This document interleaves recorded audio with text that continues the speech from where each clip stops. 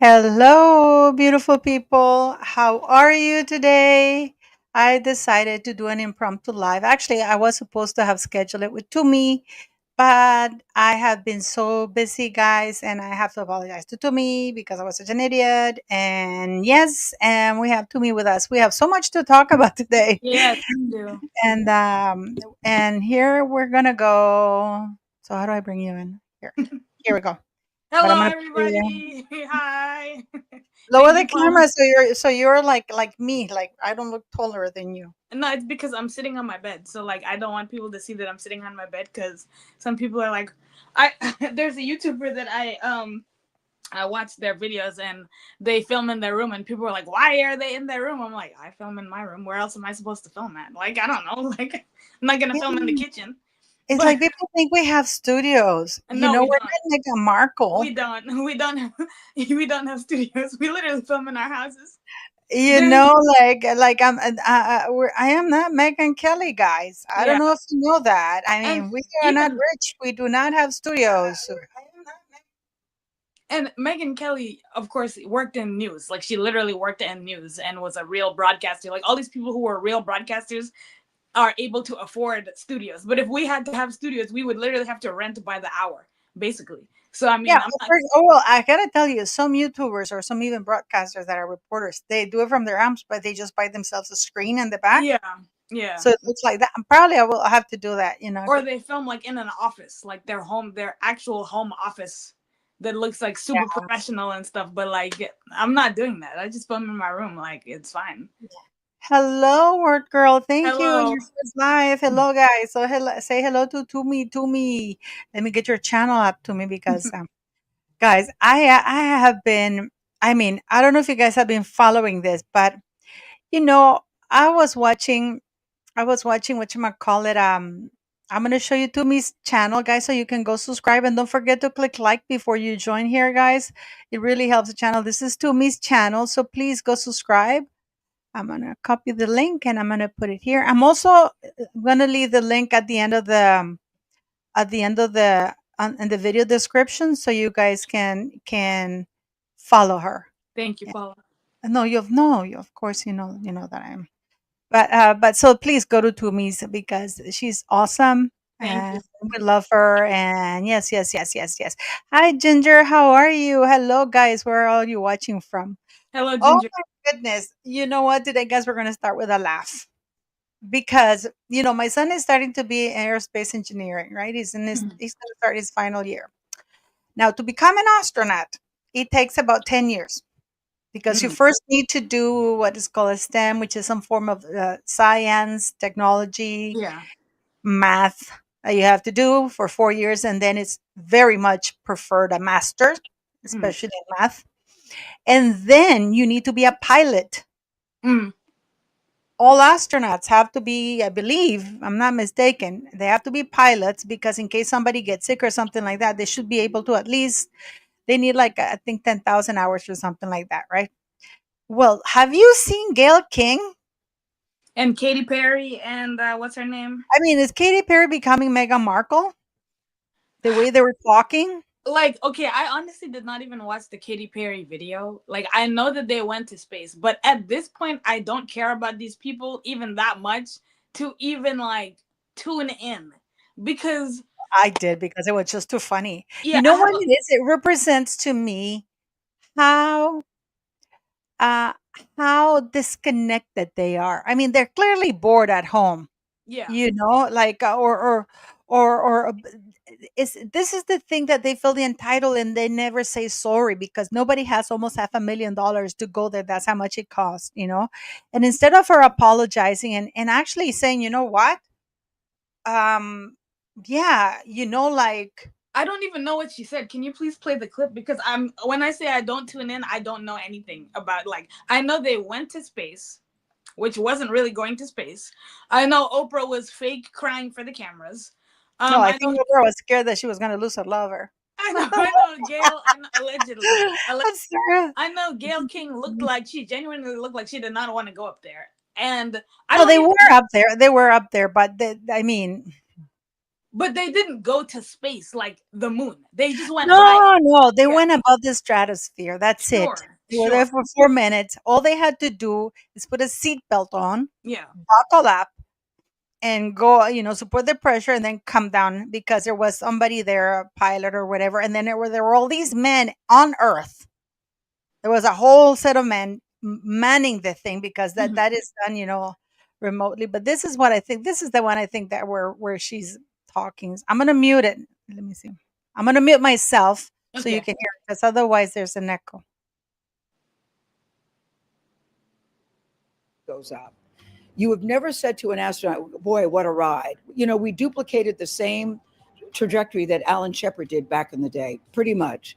No one called that a ride. It was called a flight. It was called a journey because a ride implies that it's something frivolous or something that's lighthearted. There was nothing frivolous about what we did and the machine that we were on and what it took for the people to get that machine up and running, to get us up and get us back down safely. Okay. These are my thoughts. I did not know that clip existed. Like I said, I don't care about any of these people. Honestly, I just don't. But this is my opinion. The first person to do it, right? The first person to do it. When the Wright brothers invented an airplane, right? And they took the first ride on the airplane, that was historical. When these people were going to space in the 60s, 50s, whatever time it was, I think the 60s, and it was the first people to do it in NASA, that was historical. Somebody doing it in 1,000 years, it's not historical. Somebody doing it 500 years later or 100 years later, it's not historical because they're not the first person to do it. Okay. And there's already been female astronauts and all that kind of stuff. But if you are the first person to fly a plane and then I fly a plane with my friend who's a pilot, yes, that is what a ride because it is not historical. I'm not breaking any barriers. I'm not doing anything that nobody's done before. It's just me taking a little passenger plane around the block and landing. Like, it's not that serious. You know what I mean? So, I mean, again, these people are out of touch with reality. And the thing about it is, fame is a package, right? Like, it's literally like a package. You know, when you shop and sometimes they'll have a gift set where it'll be like, oh, here's some body wash, some shampoo, conditioner, some lotion. That's a set.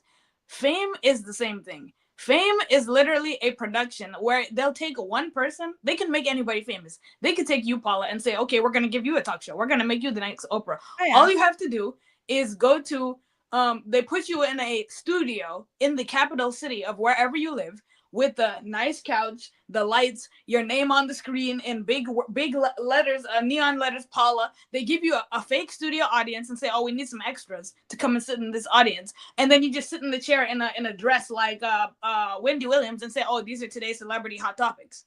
And then instead of putting you on YouTube, they'll put you on TV. That's the big package, right? And then to make you seem more famous, they'll put you in a nice apartment and then have their friend journalists from Architectural Digest come and take pictures of your apartment, and they say, "Oh wow, Paula M. stunning apartment in Nicaragua or in Toronto. Look at her beautiful apartment." And we say, wow, she's made it. Why have you made it? Because they gave you the package of the nice apartment, the big studio, right? Where you're doing the same thing you do on YouTube, but in a bigger place with a fake audience that they have a clap machine where they tell you, oh, clap now. And then the audience goes, woo, and then they clap. And the three cameramen who shoot you from different angles instead of you filming yourself, then they put you in a limousine. And when you come on the limousine in the morning to the show at 7 in the morning, before you get your hair and makeup done and you get a hair and makeup team, then they have fake fans come and stand outside and say, "Oh my God, Paula, I just love your show. You're just so real, girl. We like you so much. You tell it like it is." And then they have fake ass paparazzi. And all of this can literally be done on there's literally a what is it? They have crowdsondemand.com. I'm not even joking. They literally have crowdsondemand.com where you can, if you want to have a protest, you can literally rent crowds. If you want to have a business dinner or anything, literally any event and look important, you can get a red carpet that you could buy on Amazon. You can buy what they call a step and repeat, that sign in the background that has, oh, Paula M Foundation and these sponsors sponsored by such and such and such and such, or you just have Paula M on it, and then you have a fake red carpet, and then you hire photographers to come and take pictures, and you can find photographers anywhere you want to and say, oh, I have an event, just come by at 6:30. That's when we're going to have the red carpet for 30 minutes, and then just take photos. And then literally you have crowds on demand where you get fake people who are fans like, oh my god, yo, Paula, you look so good. Ah, and that's the fame package. The thing about it is that the studios, the studios and all these people who sign people are production houses. They are literally production houses. Like when you make a movie, the people in the movie are not real. Those are actors. They rented a house, they got a film crew together, and they said, okay, let's film this movie, and then we're gonna distribute it on Netflix, Tubi, all of these places, right? So they wrote a script. The script for fame is, we have to get you a nice car or a driver, a limousine, a blackout car. We have to get you as a talk show host. This is the package. All of them are the same people. Whether it's The View, I don't even know who, the Oprah, who are these people, Kelly and Mark, whatever. I think the guy's name is Mark. All of these talk shows are the same people. They're all the same people, and they all wear the same clothes because they have the production contract. That's why they can just bring a random person and give them a talk show, and you're like, who's that? Who's that? That's what happened with Oprah when she first came out, because she slept with a white executive, married executive, and suddenly Oprah came out of nowhere in Yeah, Chicago. And suddenly she was beating Donahue. because they will give you the fame package for a Yeah, price, of right? course, of For a course, price. of course, Li- of course. Literally But for a price. I want to show what this Gail King was saying, that of course she's like the astronauts, She's Eh, not an Look, astronaut. yes, and yeah, look what they did while in space. Okay, I'm gonna mute myself because otherwise it sounds echoey. Wait. Beyonce, Orlando Bloom, comforted each other. The women experienced 4 minutes of weightlessness.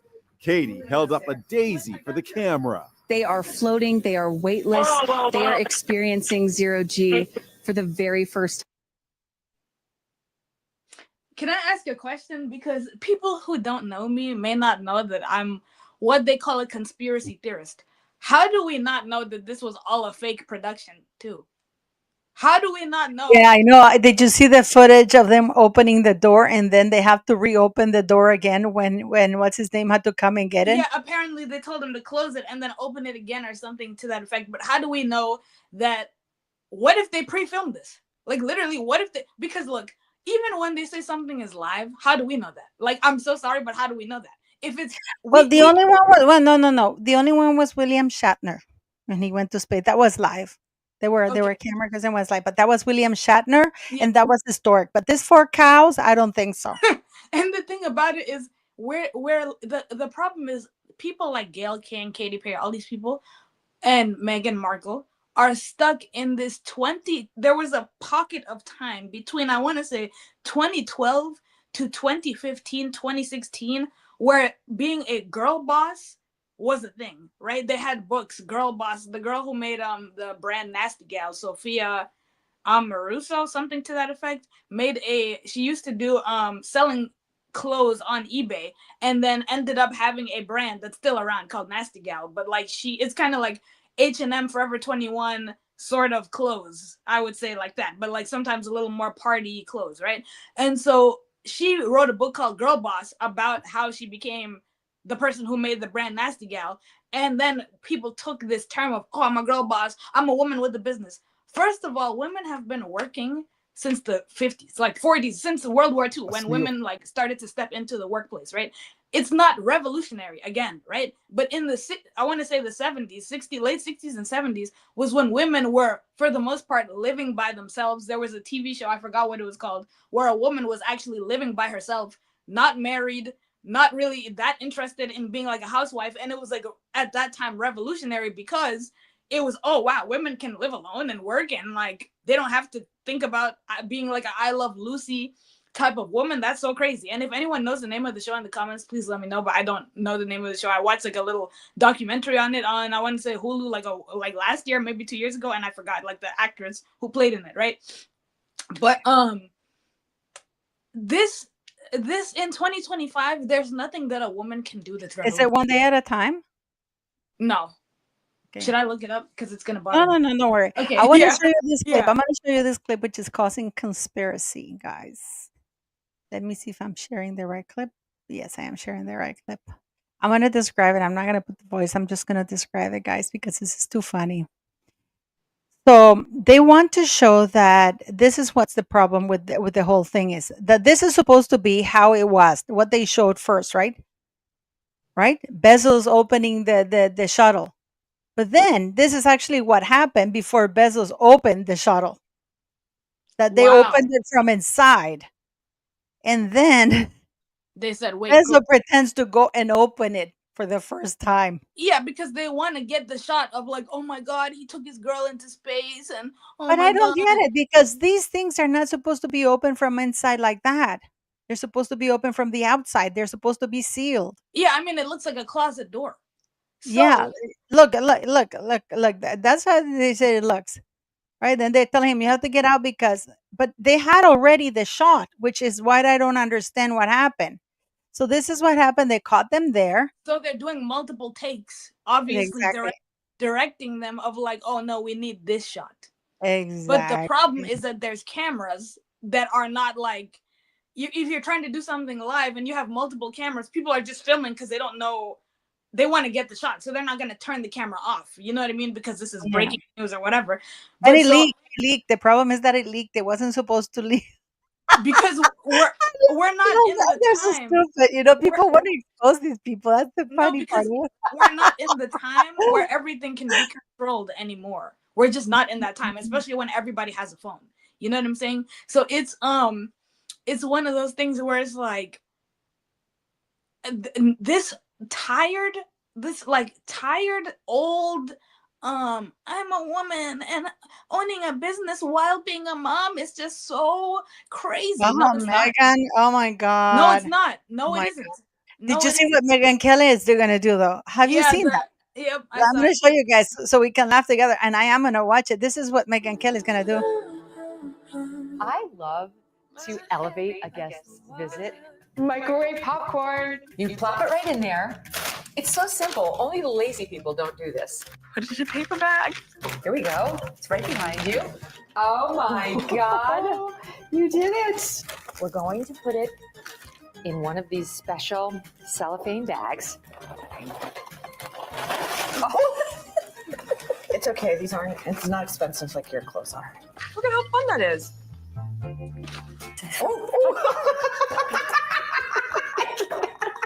These are amazing and you're going to absolutely love them.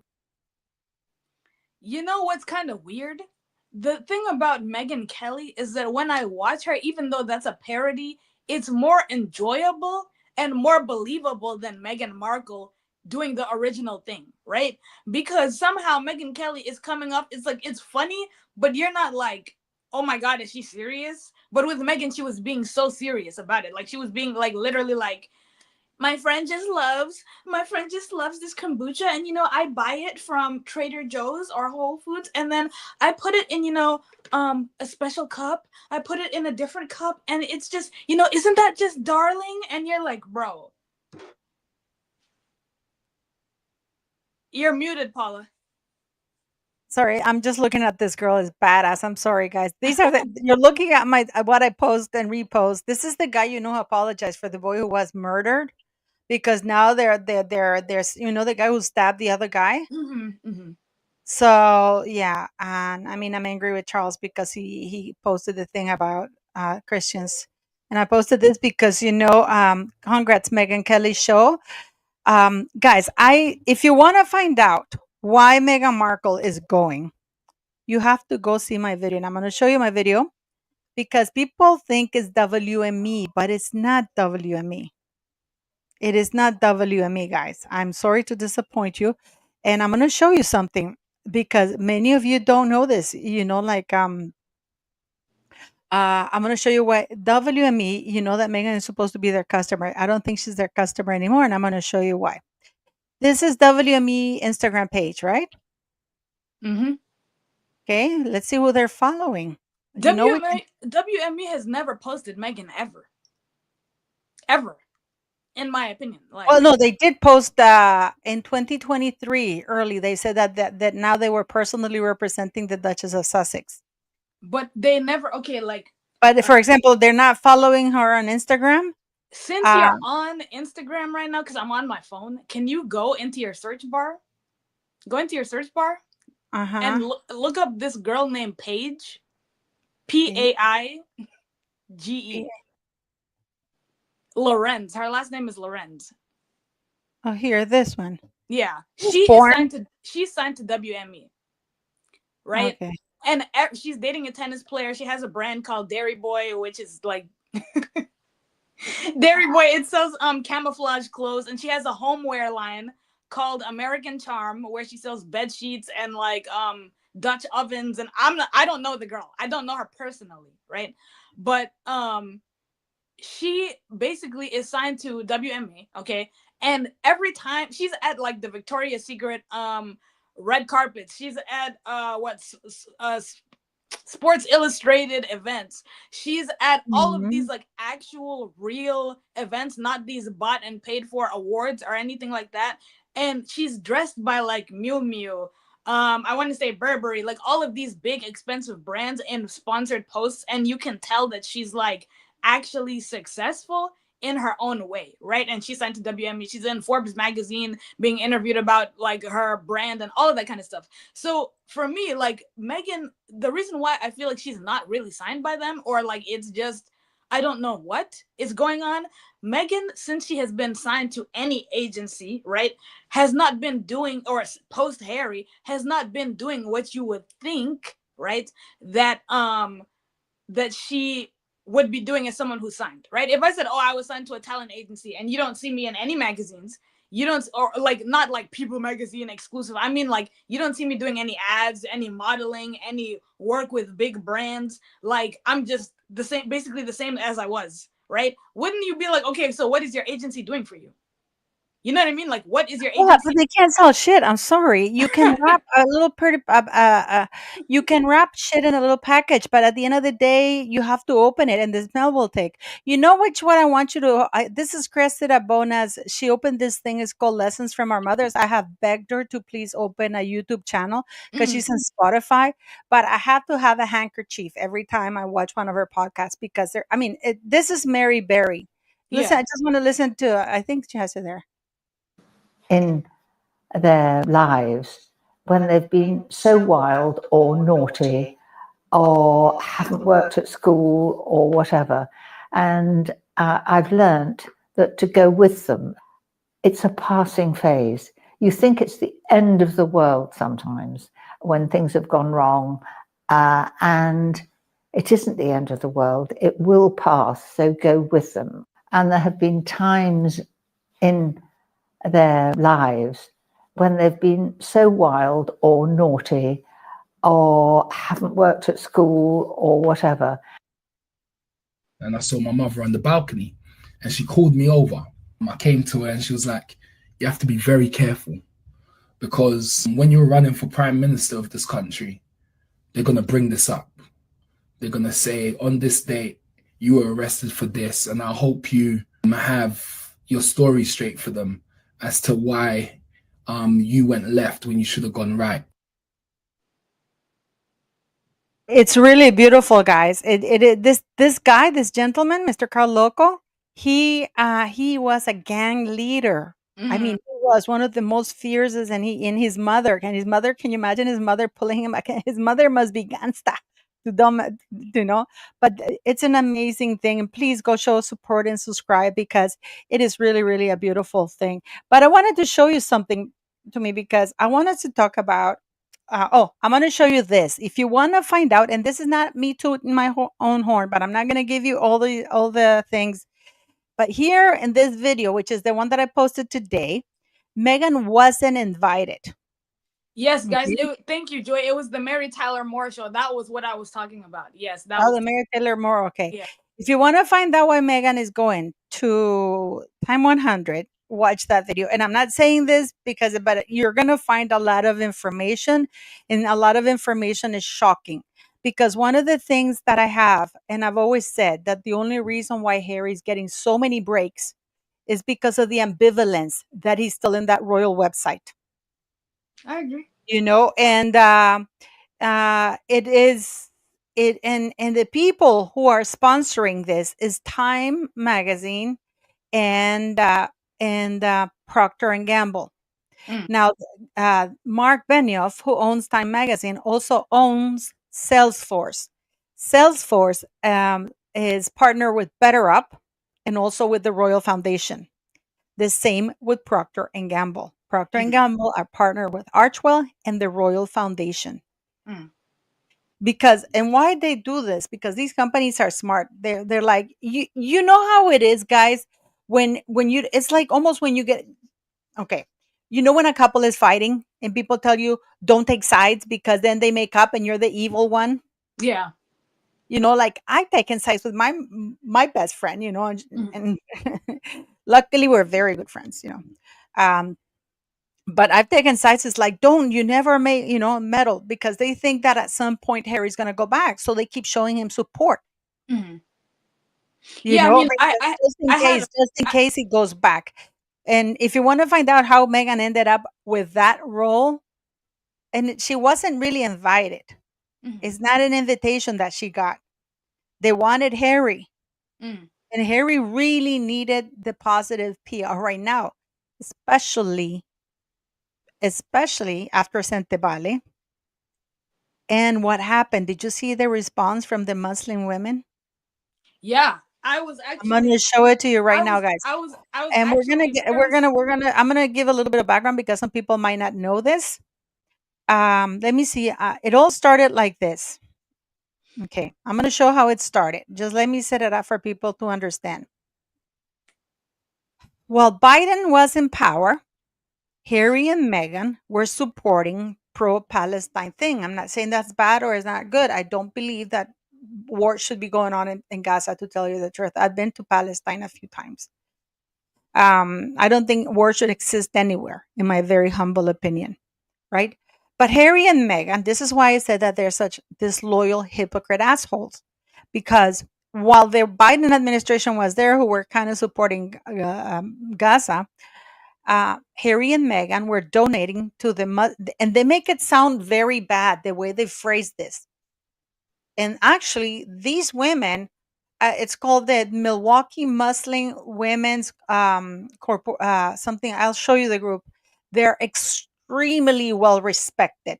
Extremely well respected. Okay, so they go in here. They say Harry and Meghan's Archwell handed almost 25,000 pounds to Muslim group whose boss branded Israel apartheid state.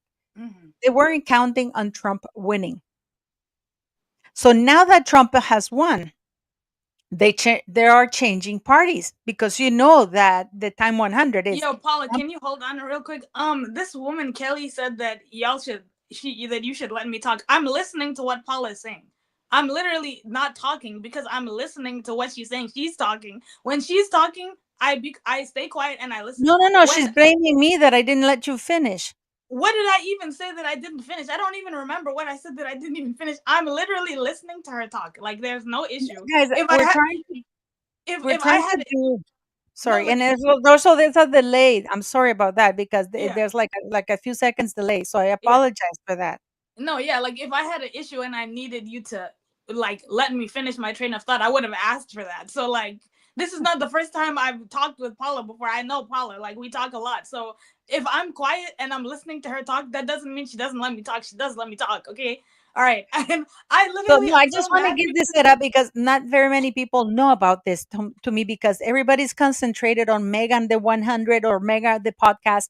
So this has been happening behind the scenes, guys, yeah and they wanted it to be quiet because of the Sentebale scandal. So yeah what Harry and Meghan did, which is pretty brutal, they said a charity set up by the Duke and Duchess of Sussex has ceased donating to a woman's. The charity is the Archwell Foundation after being alerted to comments made by its founder attacking the apartheid state of Israel. So they're making it sound bad, right? yeah I would think so. Now, make no mistake that this lady wrote an op-ed in a very prestigious newspaper that they don't allow hate speech. She was calling for peace between Palestine and Israel, which hmm I think is something that we should all be calling for, in my hmm very humble opinion. I mean, I don't want to see war anywhere because usually the people who suffer are children, women, and everybody else, right? hmm So now I love it. And to me, if you want, please read it. I'm going to show you, and I'm going to show you the website so you can see it. And they're an incredibly respected. This is the Muslim Women's Coalition. They're incredibly respected, and they posted a response to Archwell Foundation. And Yo, read Paul, this. can you hold on? Okay, I guess Kelly and this one woman named Monique said that I'm getting defensive and that it's not a good look and that you did cut me off in her opinion. Like, guys, I'm just again, I'm Just trying to ignore it to me. Just I'm ignore and just let's no, do the I'm live. just trying Okay? to listen. Like I'm literally just trying to listen. So like I'm literally listening to what Paul is saying again. And if I have thoughts, I will just speak up. I'm still listening and absorbing Yeah, but this is everything. not, but just ignore because then they interrupt the live. You know, and I know how things Okay. are. We're trying to do what it's called a background for people to have an informed discussion. Because if Yes. you know why this answer is coming, then you know what we're talking about. We Mm-hmm. know that Harry had that sentebale scandal, which doesn't make him look good. But now this response, this Muslim ladies, it was actually Meghan Markle's initiative. Okay, Mm-hmm. okay, and this is Wendy is absolutely correct. Ignore it; it won't take up your mental space. Okay, so that's fine. So just let's do our life to me. Okay, so don't concentrate in the comments. Okay. So this is the response to me. Can you read? I have it here. Can you read it? Do you want me to Um make it larger? Do you yeah, want me to can make you it read it? I larger? can't see. Like I literally cannot. I mean I can see, but like on my phone screen it's very small. Zoom in. There. Can you see it now? I can read it if you Yeah, can't. dear James Holt and Shauna Nepp. First and foremost, I want to express my gratitude for your support of our Afghan women sewing group and support circle. The program has had a transformative impact. With your resources, the Muslim Women's Coalition led efforts that and strengthened mental health, restored purpose, and built community among women who have already endured so much. It is in that spirit that I write to express my deep disappointment regarding the Foundation's decision to revoke funding in response to an independent opinion piece I authored on Gaza. To suggest the piece constitutes hate speech or propaganda is, at best, a profound misrepresentation. Israel's treatment of Palestinians has been described as apartheid by all credible human rights organizations, including Amnesty International, Human Rights Watch, as well as some Israeli organizations such as B'Tselem and Yesh Din. Sorry if I mispronounced that. Okay, guys. That's These findings are echoed by UN specialists, reporters, and legal scholars. Concerns about crimes against humanity and genocide have been widely documented and are grounded in international law. We are unwavering in our commitment to justice, dignity, and human rights for all people, including Palestinians. The article in question was published on the front page of the op-ed section of the multiple Pulitzer Prize winning Milwaukee Journal Centennial, Wisconsin's largest circulated newspaper. A paper of that caliber doesn't publish material promoting hate, violence, or propaganda. We live in a time where peaceful advocacy for Palestinian human rights is frequently and unjustly mischaracterized. Criticizing the policies of a government is not anti Semitism. Anti Semitism is hostility or prejudice towards Jewish individuals or communities, something I unequivocally reject. In fact, Jewish led organizations like Jewish Voice for Peace have been at the forefront of the protests and encampments I referenced in my opinion piece. To conflate political critique of Zionism with anti Semitism is not only inaccurate, it undermines the meaning of both concepts. There is painful irony in your decision to withdraw support from Afghan women, many of them war survivors, because the leader of a women's organization dared to speak against the creation of more war survivors. The people enduring the crisis in Gaza are exactly those your mission claims to support. How can it be against your mission and values to advocate for their safety and dignity? If your foundation stipulates that grant recipients must sit idly by as a genocide is broadcast live on their TV screens, then we too regret to inform you that our values do not align. If your foundation believes that calling for freedom of a people from oppression is hateful, if these people happen to be Palestinian, then we too regret to inform you that our values do not align. I make no apology for standing up for human rights and speaking out against the humanization of all people, including Palestinians. In the very op-ed in question, I wrote, Jews refuse to have their beautiful faith conflated with the genocidal actions of a racist apartheid government and are actively speaking out against Israel. These young Jews believe never again means never again for everyone, not just Jews. How is that anti-Semitic? Only in a world where the definition of anti-Semitism is distorted to silence dissent. Silencing women of color who speak out against injustice perpetuates the very harm your foundation purports to address. Yielding to pressure from Islamic phobic and anti-Arab media compromises your credibility and undermines your mission. In choosing PR over principle, you betray the communities you claim to uplift.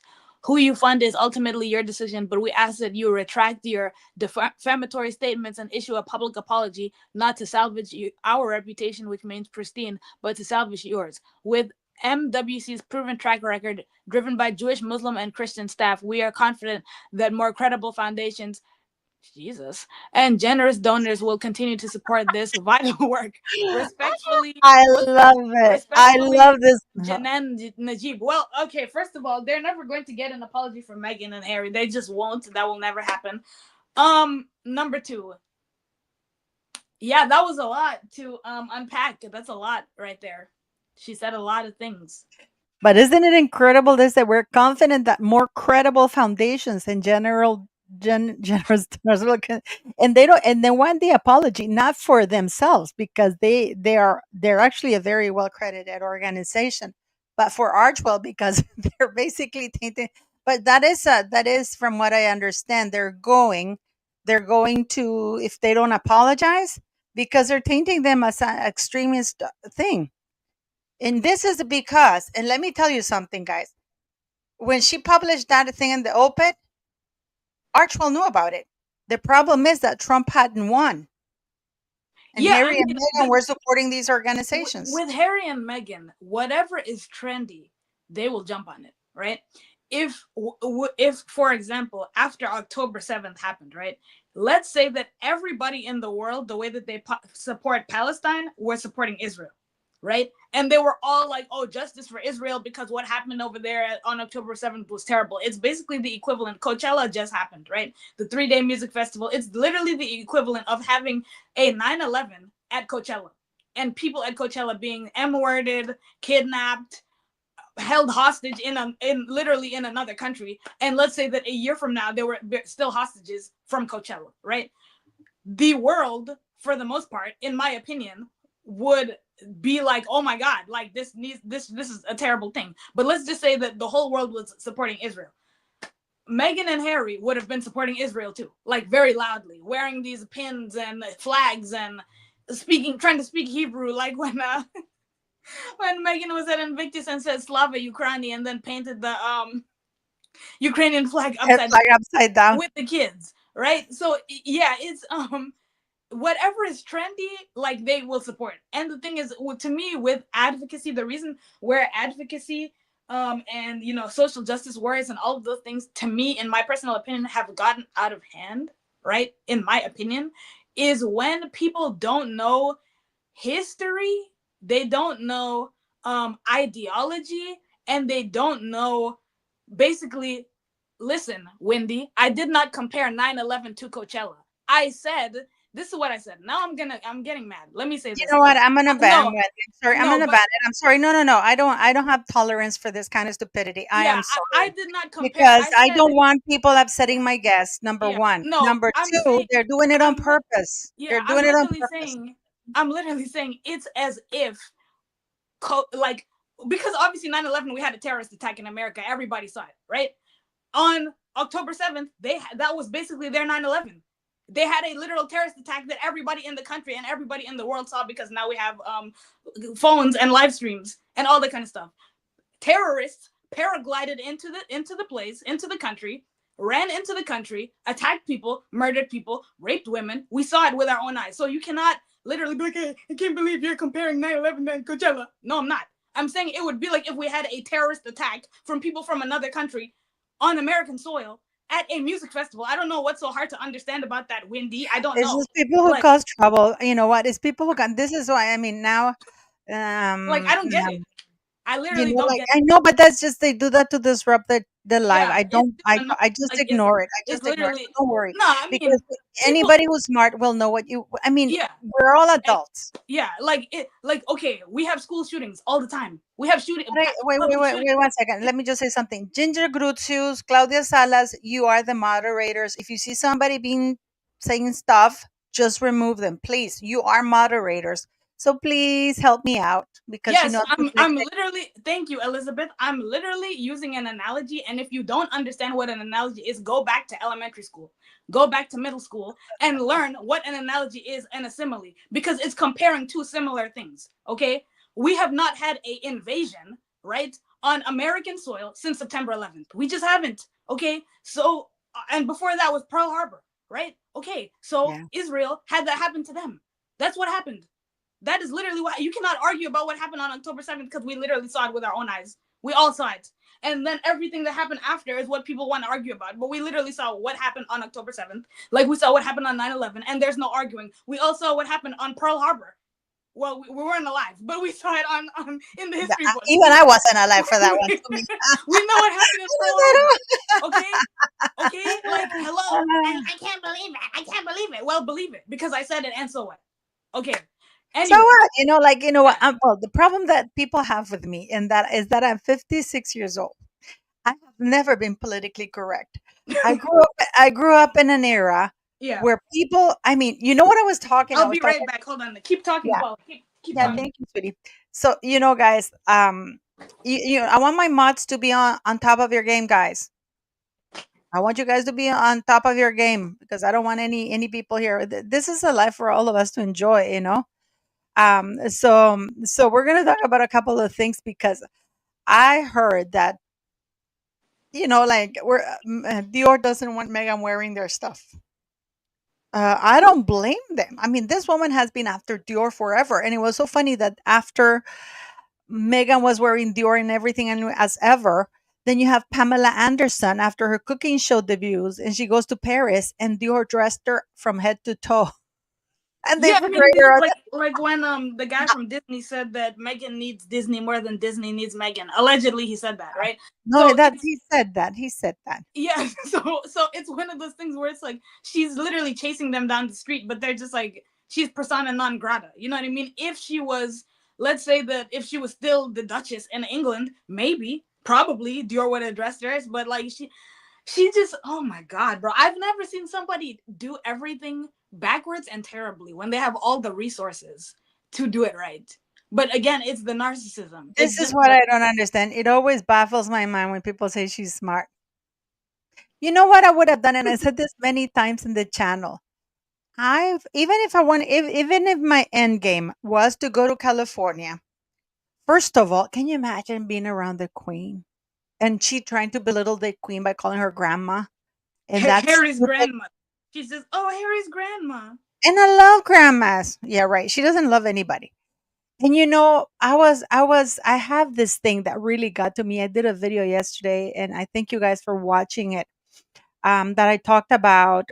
I don't know if I can show you this picture. Wait, I'm watching. I was pregnant with twins, and I lost my twins when I Oh, was. Yeah. I'll show you a picture, but I was trying to hide the pregnancy. This is 2013.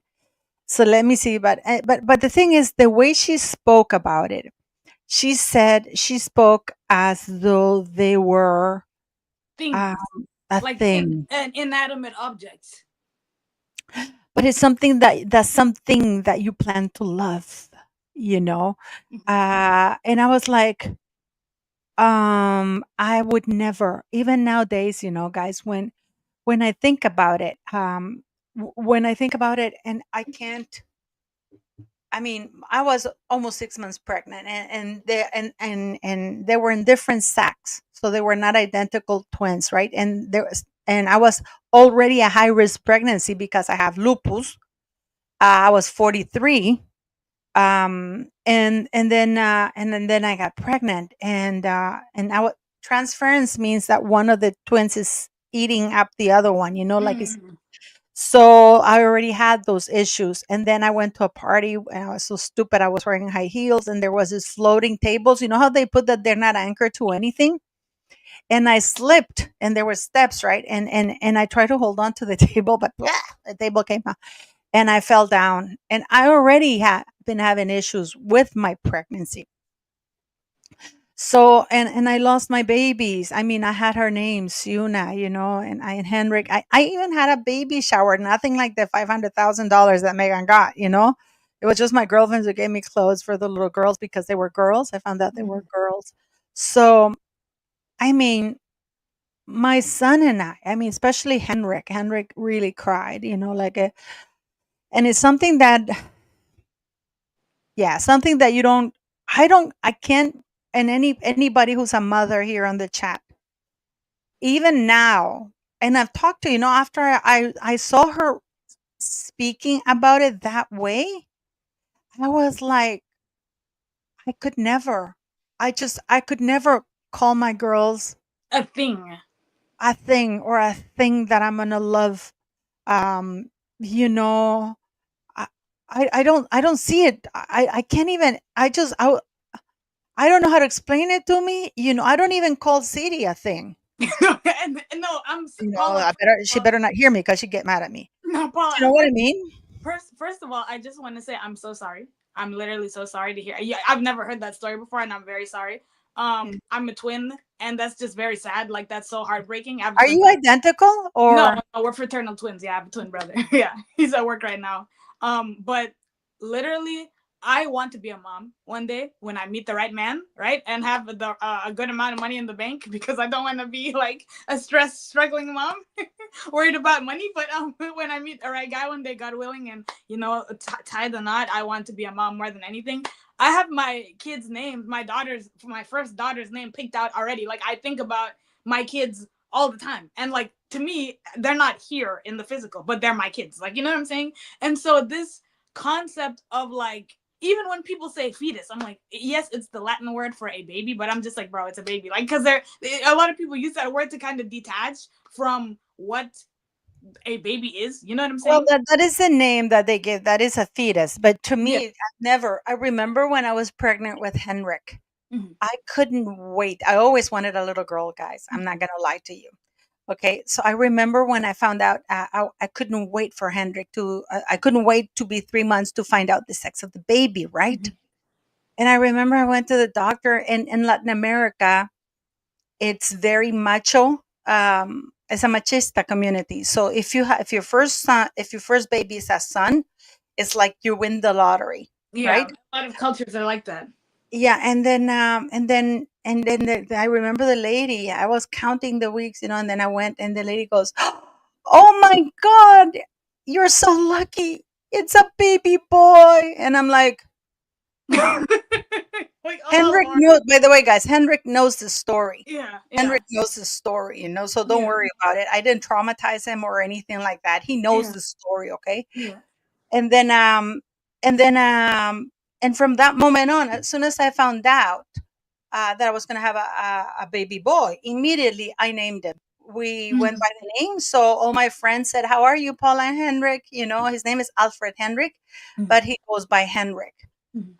And I could not, and then when I found out that I was pregnant with the twins, I carried them to 6 months, and then when I fell down, it's just yeah, and it's and even then I wasn't allowed to take the remains.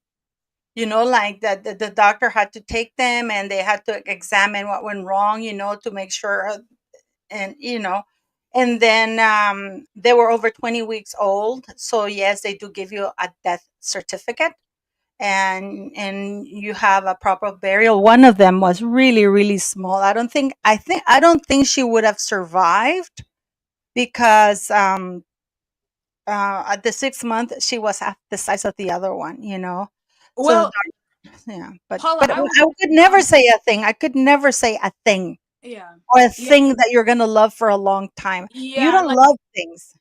You love I was born my brother and I were born prematurely, right? We were supposed to be born in September, but we were born in July. And I'm so happy we were born in July because I love being a July baby. When you're in school, you're never in school because it's summer vacation. It's great.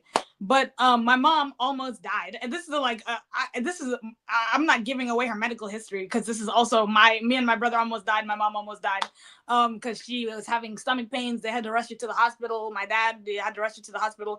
And whatchamacallit? We were born, and my brother and I were literally the size of a dollar bill. I was 1 pound and 6 ounces, I think, and my brother was 1 pound and 10 ounces. Yeah, and we were in the hospital for months after we were born. So How premature were you? we were born in 6 months instead of 9 months. Yeah, but that's even for premature, that's very small. Yeah, we were very, very small. Yeah. Because my babies, they were like, one of them was like this little, like almost like this, like one was like about 5 inches. Mm. The other one was like 3 inches. Mm. So yeah, but you were very small if you were that small. Yeah, apparently, like we were like the size of my mom's hand, apparently, right? So yeah, it was hectic. But like the thing about it is, even if, God forbid, my brother and I didn't make it, my mom would never call us things. Like, to me, it's so crazy. Like, a thing is my computer. My computer is a thing. My pillow is literally a thing. Like, my purse is a thing. It's not a living, you know what I mean? It doesn't have a soul. It doesn't have life to it. Like, a lamp is a thing. So it's goodness gracious, like, I really. But what surprised me is that lady who was talking to her didn't correct her. Didn't say something like, Megan, are you referring to the baby you lost? Because Harry, according to Harry, they gave it to him in a box or whatever, and they went and buried it under a tree with his bare hands. And I mean, that never happens. In the rain. And it's crazy because there's a photo. I'll pull it up. There is a photo of Meghan and Harry in July of 2020. I want to say July of 2020. And Meghan's the blog Meghan's Mirror said that it was Meghan and Harry leaving a dentist appointment, right? And I know which ones it is that she's I remember the video because she had like a rice picker's hat. Right? Is that the one? Yeah. Did I see, guys? I have a good memory. She had like a rice picker's hat, but the thing is that in there was the clinic of that. Remember the doctor that delivered supposedly delivered Lily? This photo. Wait, hold on. Oh yeah, that's the rice picker hat. Yeah, that's so this was actually on my birthday, July 11th, 2020, and Meghan and Harry were seeing her own blog that she merches on, Meghan's Mirror, said this was them leaving a dentist appointment in Beverly Hills. And if you look at Meghan's let me see if I can zoom in. Well, if you look at Meghan, what she's holding is a dentist it's a dentist bag. This is the bag, and it's toothpaste. You can see, like, they give you, I don't know if they do this in other countries, but here, when you go to the dentist, they give you a little clear bag with toothpaste, floss, literally like toothpaste and floss, okay? Mm-hmm. And again, this is like a little zoom in of what she's carrying in her hand. It can fit with her phone, right? The little Ziploc bag. Do you see the Ziploc bag? Yeah. Then, you know how when they went to Cirque du Soleil and she wore the purple dress, and she was like, yeah, my friend sent me that photo and said, oh, you guys look so good. But when I look at that photo, all I remember is, how white my knuckles are as Harry was holding my hand, and how when the lights went down in the theater, I was just sobbing and sobbing and sobbing in the dark. And she says that was the night. But her makeup was okay, and the lights, she didn't get up to go anywhere. There's even a photo of them leaving that event. Let me see if I can pull it up because I literally have an archive. Like nothing gets past me, guys. Literally nothing gets past me. I have a secret Pinterest board with all of these photos so that when she says, I should ask you for a picture because I'm gonna ask you for a picture because she's like, Diane and I are doing a live. All I remember is how my knuckles were white because Harry was holding my hand so tight. Bro, he always holds her hand like that. She's always gripping him. She's literally always gripping him all of the time. And then she's like, oh yeah, I remember how I was just crying and weeping and sobbing as the lights went down, and I was just so sad. I was so sad, and I was just so depressed, and Harry was just so worried about me, and I told him, I can't be left alone. Let me see if I can find the exact picture of them leaving Royal Albert Hall, because literally there was no her makeup looked exactly the same. Long story short, her makeup looked literally exactly the same. There's no, when you wear foundation and you cry, it's like, Oh yeah, mascara. Yeah. Never mind foundation, the mascara. Yeah, but your mascara is ruined, your foundation is ruined, all that. So don't you think and the thing is, she always, when she was a duchess, at every event had cameras on her all the time. So don't you think that we would have seen if she was weeping? Like she's trying. Oh, here it is. Thank God I found it. This is them leaving the event. Yeah, she was loving it. Not her makeup was flawless. She's such a liar, And I think she actually looks good with berry colored lips, like when she's not doing just beige. Like, I'll give that to her. Like when she has a little color, it looks a little better. Yeah. So then they tried to say that the picture of her leaving the doctor's office with the white dress and the rice picker hat, as you call it, that was when Meghan was when she had a miscarriage. I'm sitting there like, oh my God. Like, does anybody else remember during 2020 that men were not allowed in the room when women were giving birth? Their own husbands couldn't come into the delivery room. They had to give birth alone because they're like, oh, COVID. Like, am I the This only is me person? pregnant. This is me pregnant with the twins. I was trying to hide it, but you could still see, I remember I used to put like undershirts tight. Yeah. Yeah. Paula, that's so sad. Yeah. That's because I used to usually put Henrik in front of me. But yeah, I was about 5 months and a half. That was about a couple of weeks before I lost them. I was so stupid with those stupid fucking No, heels. Paula, don't blame yourself, because it's literally not your fault. You cannot, nobody knows what's going to happen when they wake up in the morning. And you don't want to do that to yourself and have this guilt and have this because guilt becomes self-hatred. When you have guilt and you say, I regret this decision so much, it eats at you like a parasite. And then you have this self-hatred and you blame yourself. Oh shit! Sorry. Are you watching a movie? No, I was gonna start. No, it's just that I have Star Trek. That I'm watching Star Trek, and I always forget to turn it on. So sometimes I was I'm clicking not because even I have the laughing at a serious. California. It's just that I was looking for this quote that she said, exact quote, guys. So you hear the quote that she gave. Meghan Markle makes her comment on facing miscarriage. I want to show you guys, because what kind of a cold-hearted bitch has to be her to talk about something like that, so traumatic? And this is something that she was emulating. And I'm going to share something that maybe I am going too far, guys, but I want your opinion on this. Wait. Before you share that, right? Uh-huh. You know what really bothered me and really disturbed me? And I talked to my friend who has 2 kids about this. She said, guys, did y'all hear when she said this? She said, am I an empath?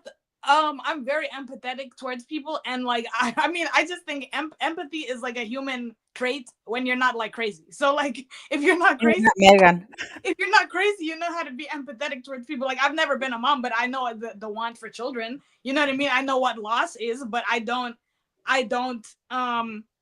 what do I say? How do I say? I've never been pregnant before. I've never experienced child loss. You know what I mean? But I know I cannot compare my friend. I had a friend who was actually a YouTuber who randomly passed away. He basically got sick and he texted me and told me, hey, Toomey, I'm going to the hospital, but I honestly believe I'm going to be okay. God's going to use it for my testimony. I know I'm going to be good. Can you pray for me? I was like, all right, of course I'm going to pray for you. You're going to be all right.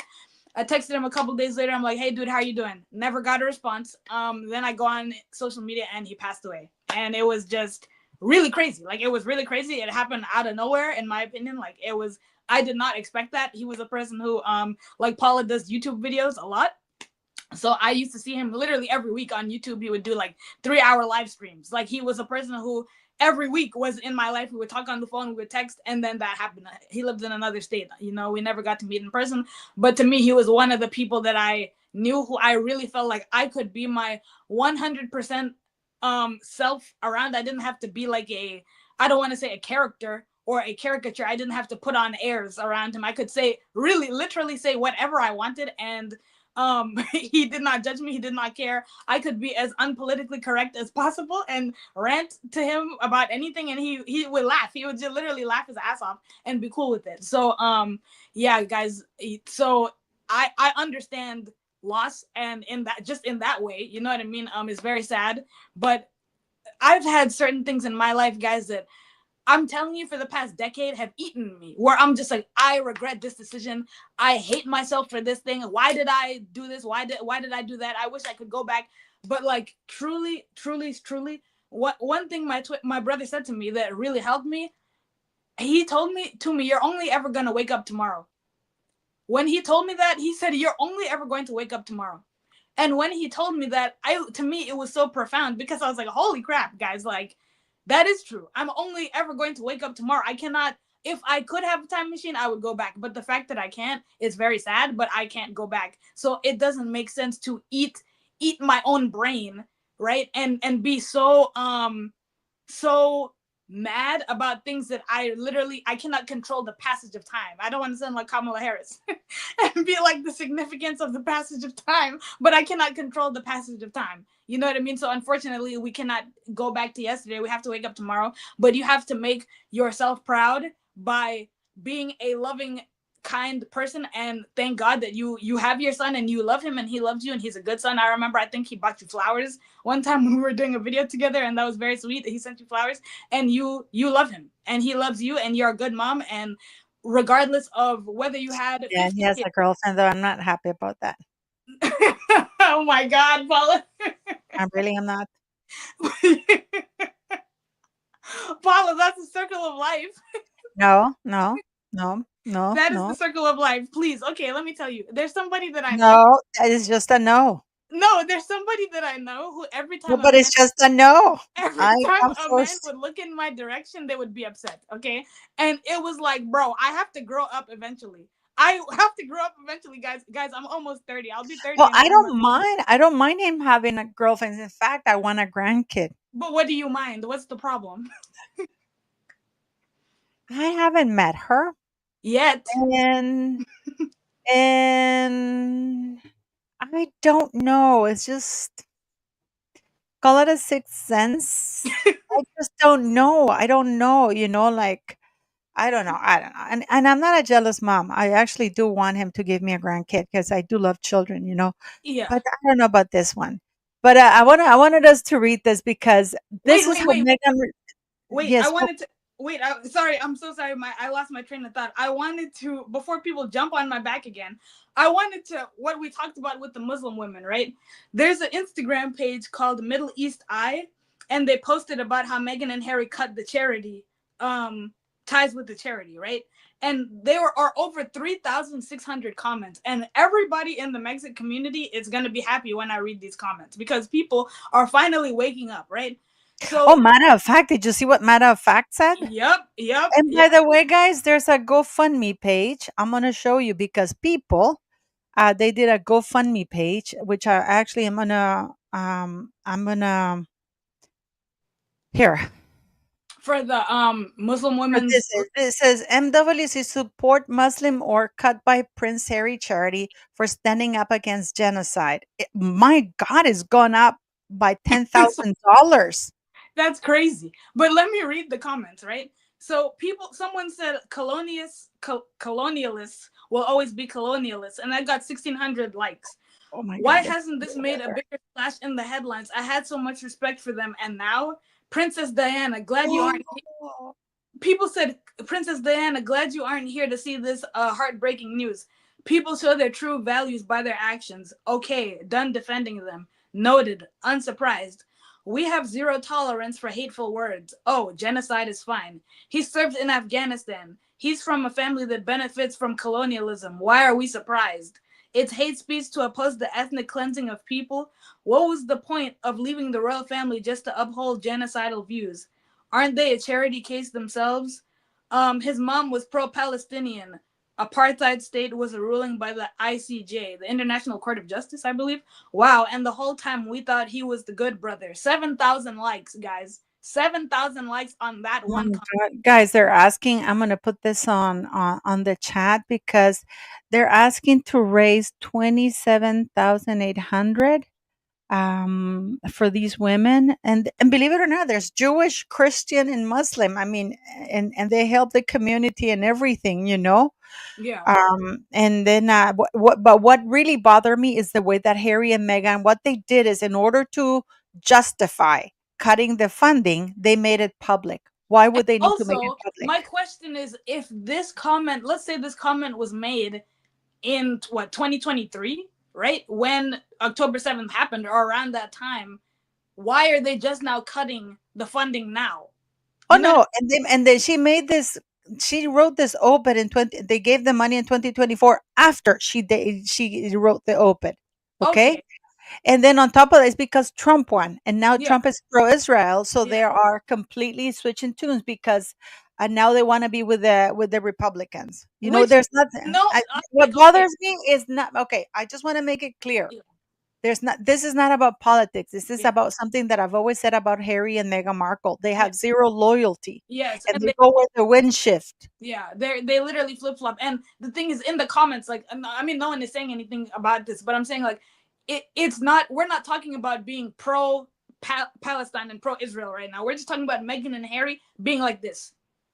When the wind is blowing this way, they run this way. When the wind is blowing that way, they blow that way. And I'm pretty sure that they saw Mark Zuckerberg and all of these other billionaires at the inauguration, and they said, let's jump over there. Even though Meghan was like, yeah, and, you know, Donald Trump is so divisive and like all that kind of stuff or whatever. And yeah, they flow with the tide. Thank you, Ginger. They do flow with the tide. They're grifters. So like somebody like that has no loyalty. Like, so and Diane said, in my opinion, it doesn't have anything to do with the comment. They just can't afford to give any money away. That's probably true. They can afford. Trust me, it has nothing to do with that. But It Meghan has to do that spends now. clothes. She The spends problem that it has to do with now, to me, is that, and this is from an old lady, what they're doing now is because they know that Trump is in power. He's incredibly popular. And they're worried that JD Vance is going to be the next president, that the Republicans are going to be there for a long time. Yep. So now they're trying to congratulate themselves because let's not forget that a lot of the recipients of the Times 100 is Elon Musk, Mark Yeah. Zuckerberg, who turned Republican, JD Vance, Donald Yeah. Trump, Megyn Kelly, who I'm looking forward to And even being there. one of the women who was a hostage in Palestine, in Gaza, Palestine, was on the top 100 list. So I guess they're seeing that it's cool to be a right wing, right, or Christian, conservative, whatever you want to call it, and they're just trying to, oh, we're not really political. Didn't Harry make a speech and say, oh, we're not Democrat or Republican, we're not political? No, Meghan Markle did the voiceover for the Kamala ad for their Lincoln project. Remember that? I really forgot about that. You forgotten about that? I don't even remember if I even saw that. There was so much going on in 2024. No, the Lincoln project. Let me keep reading these comments real quick. Hold on. With no love, Meghan. It's hate speech to call an apartheid state an apartheid state. Okay, roll eyes emoji. 4,621 likes on that comment. On the other hand, William, the future king, spoke for Palestine. May Allah grant them another source for funding. He is the best provider. Janan called a spade a spade. How is speaking facts hate speech? And yet a Muslim lawyer or barrister is advocating in the UK courts currently for Prince Harry and his family's private protection. Speaking against genocide constitutes hateful words or actions or propaganda Orwellian. He hasn't once spoken out about Palestine, but his brother broke royal rules to ask for a ceasefire. What a disappointment. His mom wouldn't be happy. People said boycott as ever, Meghan. Misan Harriman, talk to your friends. Not even the royal family can be used as an excuse when both Charles and William have called for a ceasefire. William even visited Palestine.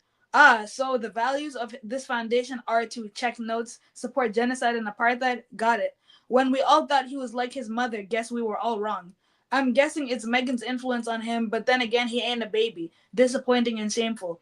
Celebrity culture will die within this era. Thank God for Palestine opening our eyes and creating real power, real people power. Anyways, moving on. Over 1,180 likes. I honestly don't know what's wrong with him and them as a couple. They keep on fumbling, trying to figure out where the next opportunity lies. If I were them, I'd simply stay away from the media and picking the most convenient side. Princess Diana wasn't Queen, the people's princess, for a reason. She was pure of hearts and fought for humanity even at her own personal cost. There will never be another princess like her known worldwide in modern history, and that's why her life was cut short.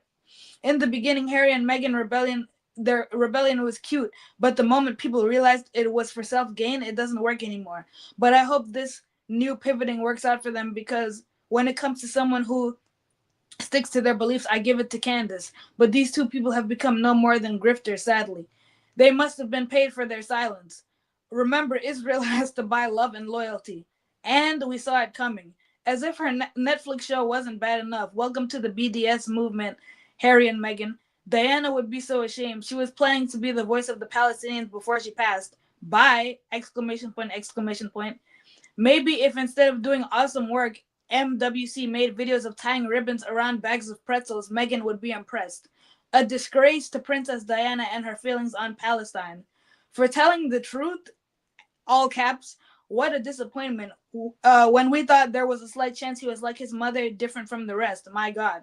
Princess Diana would be so disappointed with them. History will remember. Let's see whose point of view I value more, Janan or the Sussexes. I pick Janan any day. The masks are falling apart. You have the money that cannot buy humanity. Oh, amazing. Zero tolerance for hateful actions, but up to excluding genocide. There's a bunch of throw up emojis from verified accounts.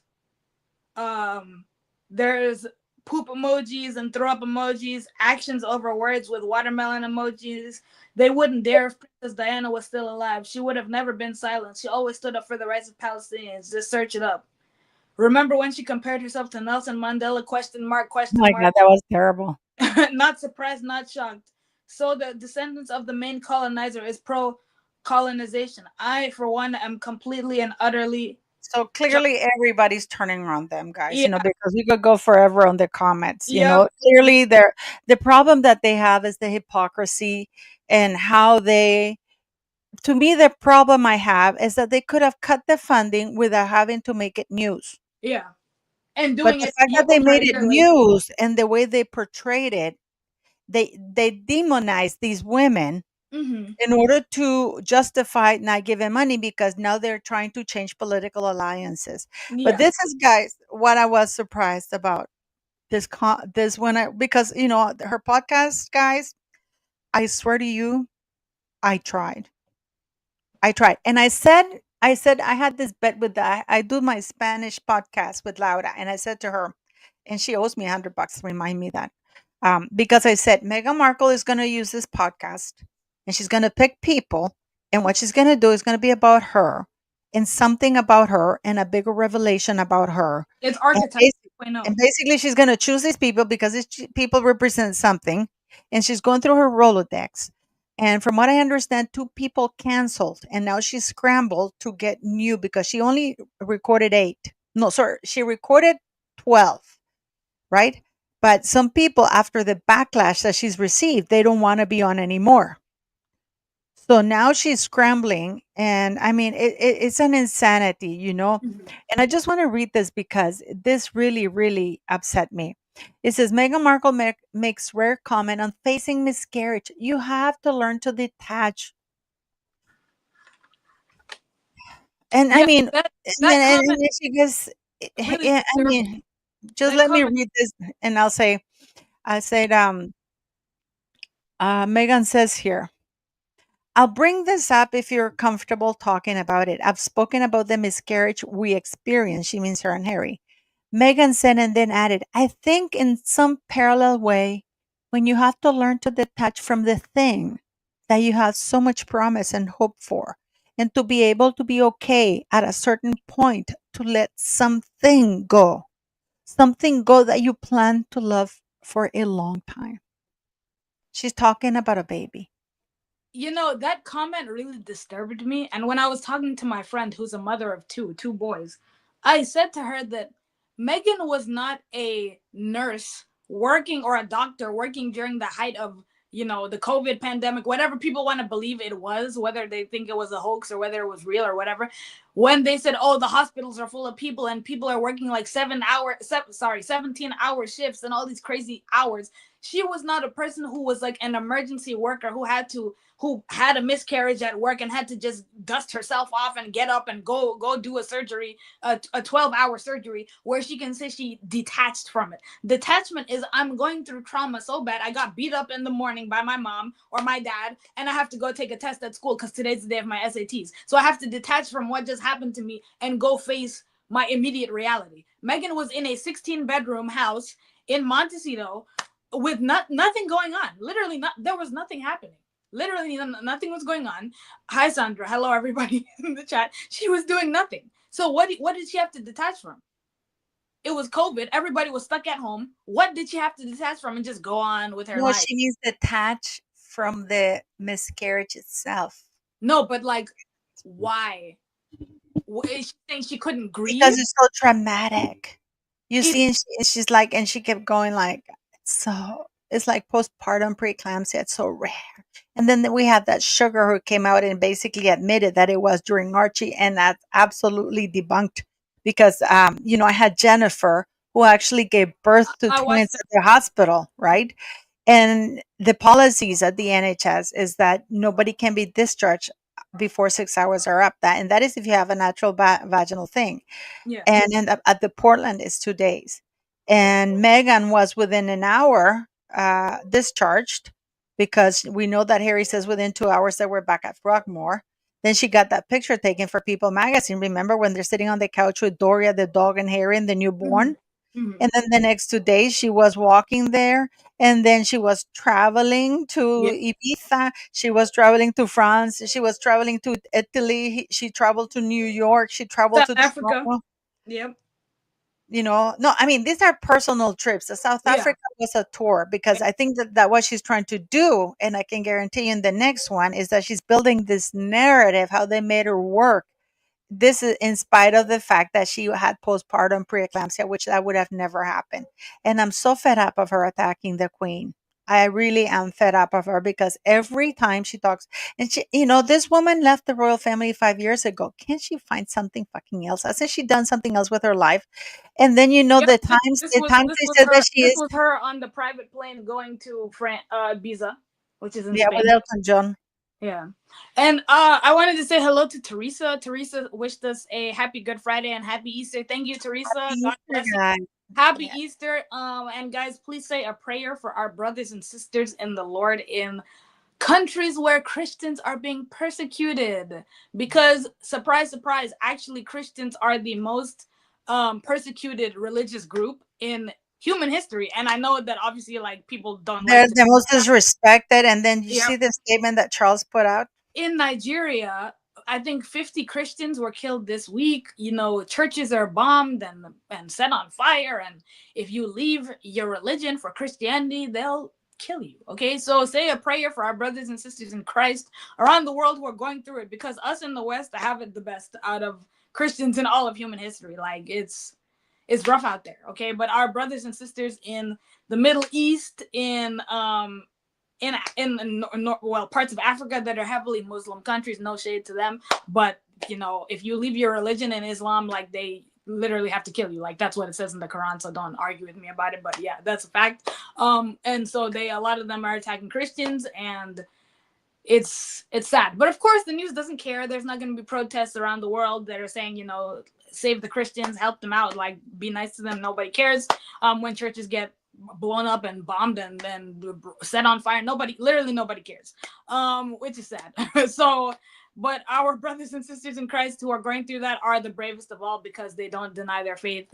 They serve God to the end, and Jesus said those who endure till the end will be saved. So we got to just endure. And if persecution comes to America or anywhere in the West, we got to just be brave, put on our brave faces, and be like, yo, Jesus died for me, I live for him, I'll die for him. And to be absent from the body is present with the Lord. So we just got to follow him wherever he leads, and it's cool. He went to the cross for us. We can take one for him, you know?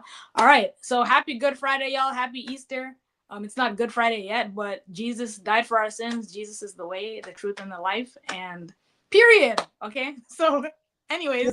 The thing is on Twitter, these on X, they're getting roasted about the Muslim women thing, Yeah. and it's absolutely unbelievable what they're doing. Yeah. Also, you know that Meghan in the Times piece, she's dropped the Duchess, Yeah, she's just Duchess of Sussex. Yeah. which means that she's divorced or they're separated, because that's what it means when you remove the from that. Yeah, I think Megan is slow sometimes. Like not slow. No, she's doing no. She's doing She it on knows. purpose. Knows. Yeah. She's doing it on purpose because she's threatening Harry to divorce, and she's letting the world know, or letting him know, that she's not the Duchess of Sussex unless he complies with what she does. Yeah. Which Do is you how guys she remember? got that thing. Go watch the video I posted today, guys, because you're gonna find out why Do you she guys got there. Thank you guys for the nice comments. Thank you so much. Do you guys remember when she was leaving England, when I personally believe they got fired from the royal family during Megxit? Do you remember the picture where she was leaving the theater and she had no rings on? Do y'all remember? And people said that that was like a message to Harry. That some people believe, Catherine, I that's good that your neighbors are lively and do kind things. I have Muslim friends, I love them too. But I'm just saying that in reality, the Muslim scriptures say whoever leaves his religion, kill him. So Muslim people, they're nice. They can be nice. They could be hateful. Like anybody could be nice. Atheists can be nice. They could do kind things. They could be evil people. It is what it is. But like Islamists do not tolerate you leaving Islam. If you are a Muslim and you said, "Oh, I'm gonna leave and go be a Buddhist," they would Or not. praise another religion. Yeah, or I'm You gonna know go. what the problem I I'm gonna, have is, for yeah, example, the Olympics in France, that yeah, opening ceremony. yeah. Why didn't they do the parting of the sea of Moses with Jewish or something with Islamic? Yeah, they Because would they never. know what would Yeah, have happened. The yeah, entire France would have burnt down. yeah. Instead, they Exactly. mocked the last dinner Yeah, with this yeah. fucking fat lesbian ugly bitch. And this guy, I'm sorry, I'm swearing, but that I was so upset. I am so sick and tired of it, guys. And I'm not okay. I am not one of them. I am a Catholic. I am a Catholic. I don't self-flagellate. You're not gonna see me every day in church. I do go to church once a week, you know. But when I saw that big fat cow, bitch lesbian, and like portraying, like walking around, and there's all these The turn, fairies. whatever that I was, mean, that the is blue one, why Papa didn't Smurf. they mock uh the Sabbath, or No, when I mean, they, no, I'm asking seriously. They no, would but I'm never saying dare. They would they never would, dare they would, mock the Jewish religion or Hindu or any other religion. and Only the Christian one. they would never in their life have a 60-year-old man with a child, a 6-year-old, and say, "Oh, that's Muhammad and his wife Aisha." But They that's would never because say that. Brigitte is They, Brigitte. they would never. They would literally never in their life ever say that. Oh, because the Prophet Muhammad married Aisha when she was 6 and consummated the marriage when she was 9, and he was in his 50s, and that's historical. That is what all the Muslims agree on. Like there's some Muslims who say she was 18. The scriptures say the age of the girl. Okay, so they would never do that. If you say I'm gonna make a movie about the Prophet Muhammad, there was a movie that was made about him, but they couldn't show his face.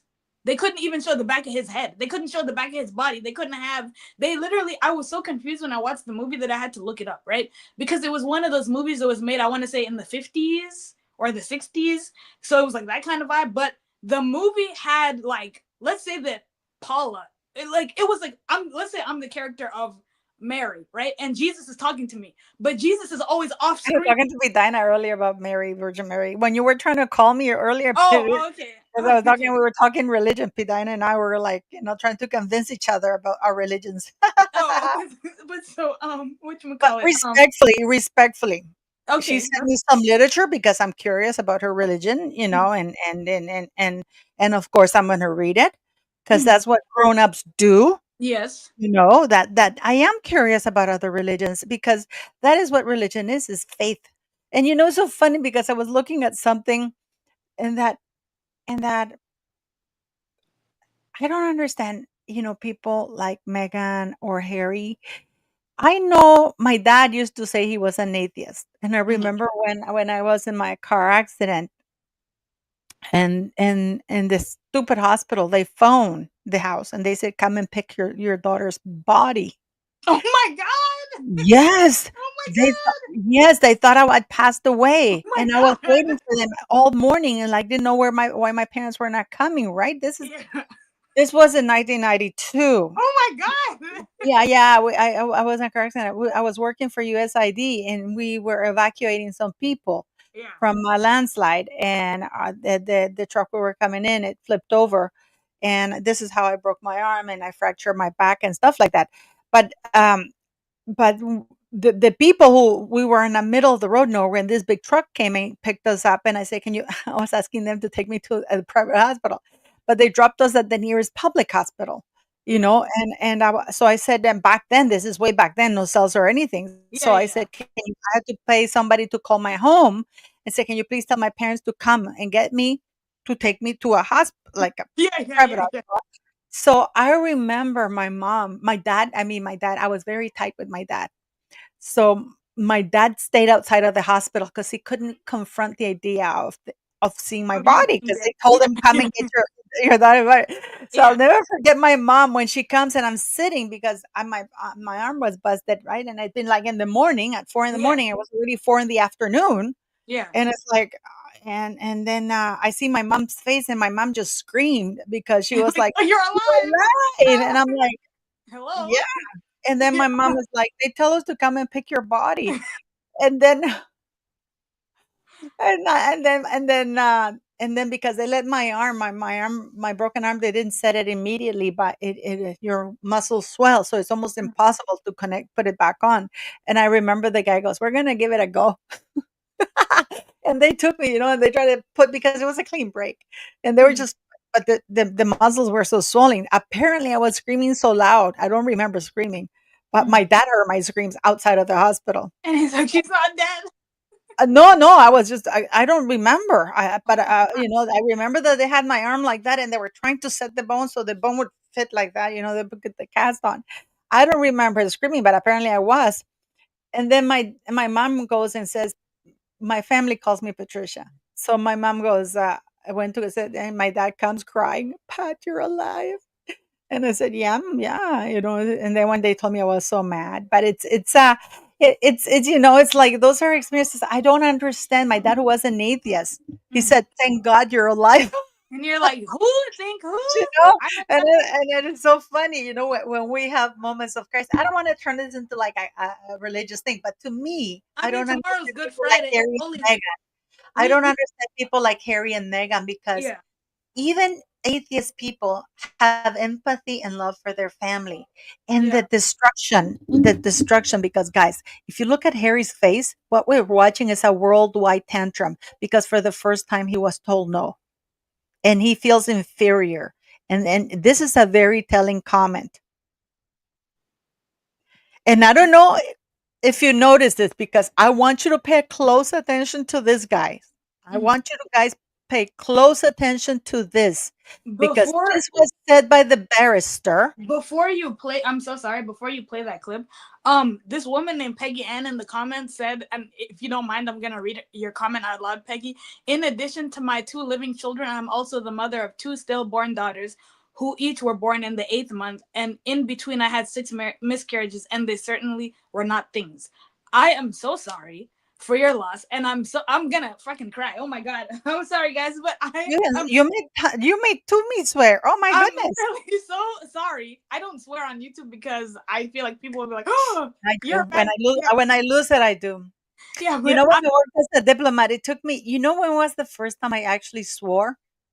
It was in sometime in 2013, when my ex-husband started with all the trials against me and everything. And I remember the polite words were not enough. And yeah, one time I said, "This is just too fucking much," and it just felt so great. For some reason, and you just by just saying, "Oh my God," that I have never been a victim, guys. Okay, yeah, so it's like I remember I said, "Oh, this is too fucking much," and it just felt like, whoa. you you were able to breathe. But Yeah. it's um when you tell stories about your life, anyone who tells stories about their life, right? You literally remember those things like they were yesterday. It's like you're watching a movie again. A movie is like repeating, right? And so this whole thing of every time Meghan and Harry tell a story, basically about anything, it's just fake. Like it's like they're not remembering real events. They're And not. They're making them up. yeah, like I remember when I was in high school, I started a band called Purple Zebra. Okay, I You was a did freshman. musical Yes, band. I was a freshman in high school. What kind of music? It was metal music, right? So I was the Really? sing. Yeah, Heavy yeah, metal? yeah. I was the singer and Were the you singer. a headbanger? Yeah, yeah, I was Oh, emo, me like too. yeah, I was emo like when it was peak emo, like 2008 to 2012 was like my emo era, right? Okay, emo scene kid vibes, right? If you guys remember bands like Broken Side, there's so many bands. I'm not even gonna go down the list, right? Obviously Paramore, Dance Dance, Attack, all these bands, right? Okay, Warped Tour era that time, right? So there was a time where all my bandmates quit on me, right? And I don't even hate them at this point. I'm over it, right? But like, they quit on me because basically I had two lineups, and my first lineup, two of the drummer who was a woman and the guitar player wanted to date each other. They started dating each other, and then they wanted to change the name of the band. And I was like, I started the band, and I found y'all. You're not gonna come change the name of the band. This is my literally. It's like start trying to change a company. This is my. I'm the CEO of the company. No, that's not happening. You're out. Goodbye. Peace. You're out of the band. All right. Had another lineup of friends who we were gonna play the Palladium. Paula, go on the search bar and look up the Worcester Palladium. Worcester like Worcestershire sauce. Look it up. Look it up. And we were gonna play Exposure Fest at the Worcester Palladium, where basically it was a whole bunch of rock bands all playing one day from like I want to say like probably 10 a.m. to like 10 p.m. Okay, so yeah, so Zero. Is that how I pronounce it? Zero Ortiz? Zero. I don't want to pronounce like zero. So there's obviously like punk. There was like OG from like the 80s, 70s and 80s. There's punk. And then there was goth. And then goth basically gave birth. And then there was grunge. And goth and grunge and punk gave birth to emo. And then emo gave birth to scene, which is emo, but a little more colorful, right? And we had really big hair, long extensions. We'd wear like a bunch of like silly band bracelets and like all these bracelets. Oh my god, bro. So basically, anyways, Purple Zebra was gonna perform at the Worcester Palladium, and we were gonna do Exposure Fest, so we had to sell a bunch of tickets. And shout out to my parents because they bought most of the tickets. And yeah, so shout out to them because Wasn't that so illegal though? my I got in bandmate, trouble once for buying Olaf Henrik's cookies, when they had to sell no, the but cookies. this, I got this in is this trouble at was the school, no, because they had to show who they sold it to. And oh and yeah, that was a so bad. Mhm. oh, but I mean, you have to support your kids. Like you literally have to support your kids. And basically, we were gonna perform, and when I had my second lineup of people, what happened was, hold up, let me show you guys a picture of the Palladium because I used to go here all the time. So this right here is the Palladium. That's where I performed at. That's where I used to Oh, go.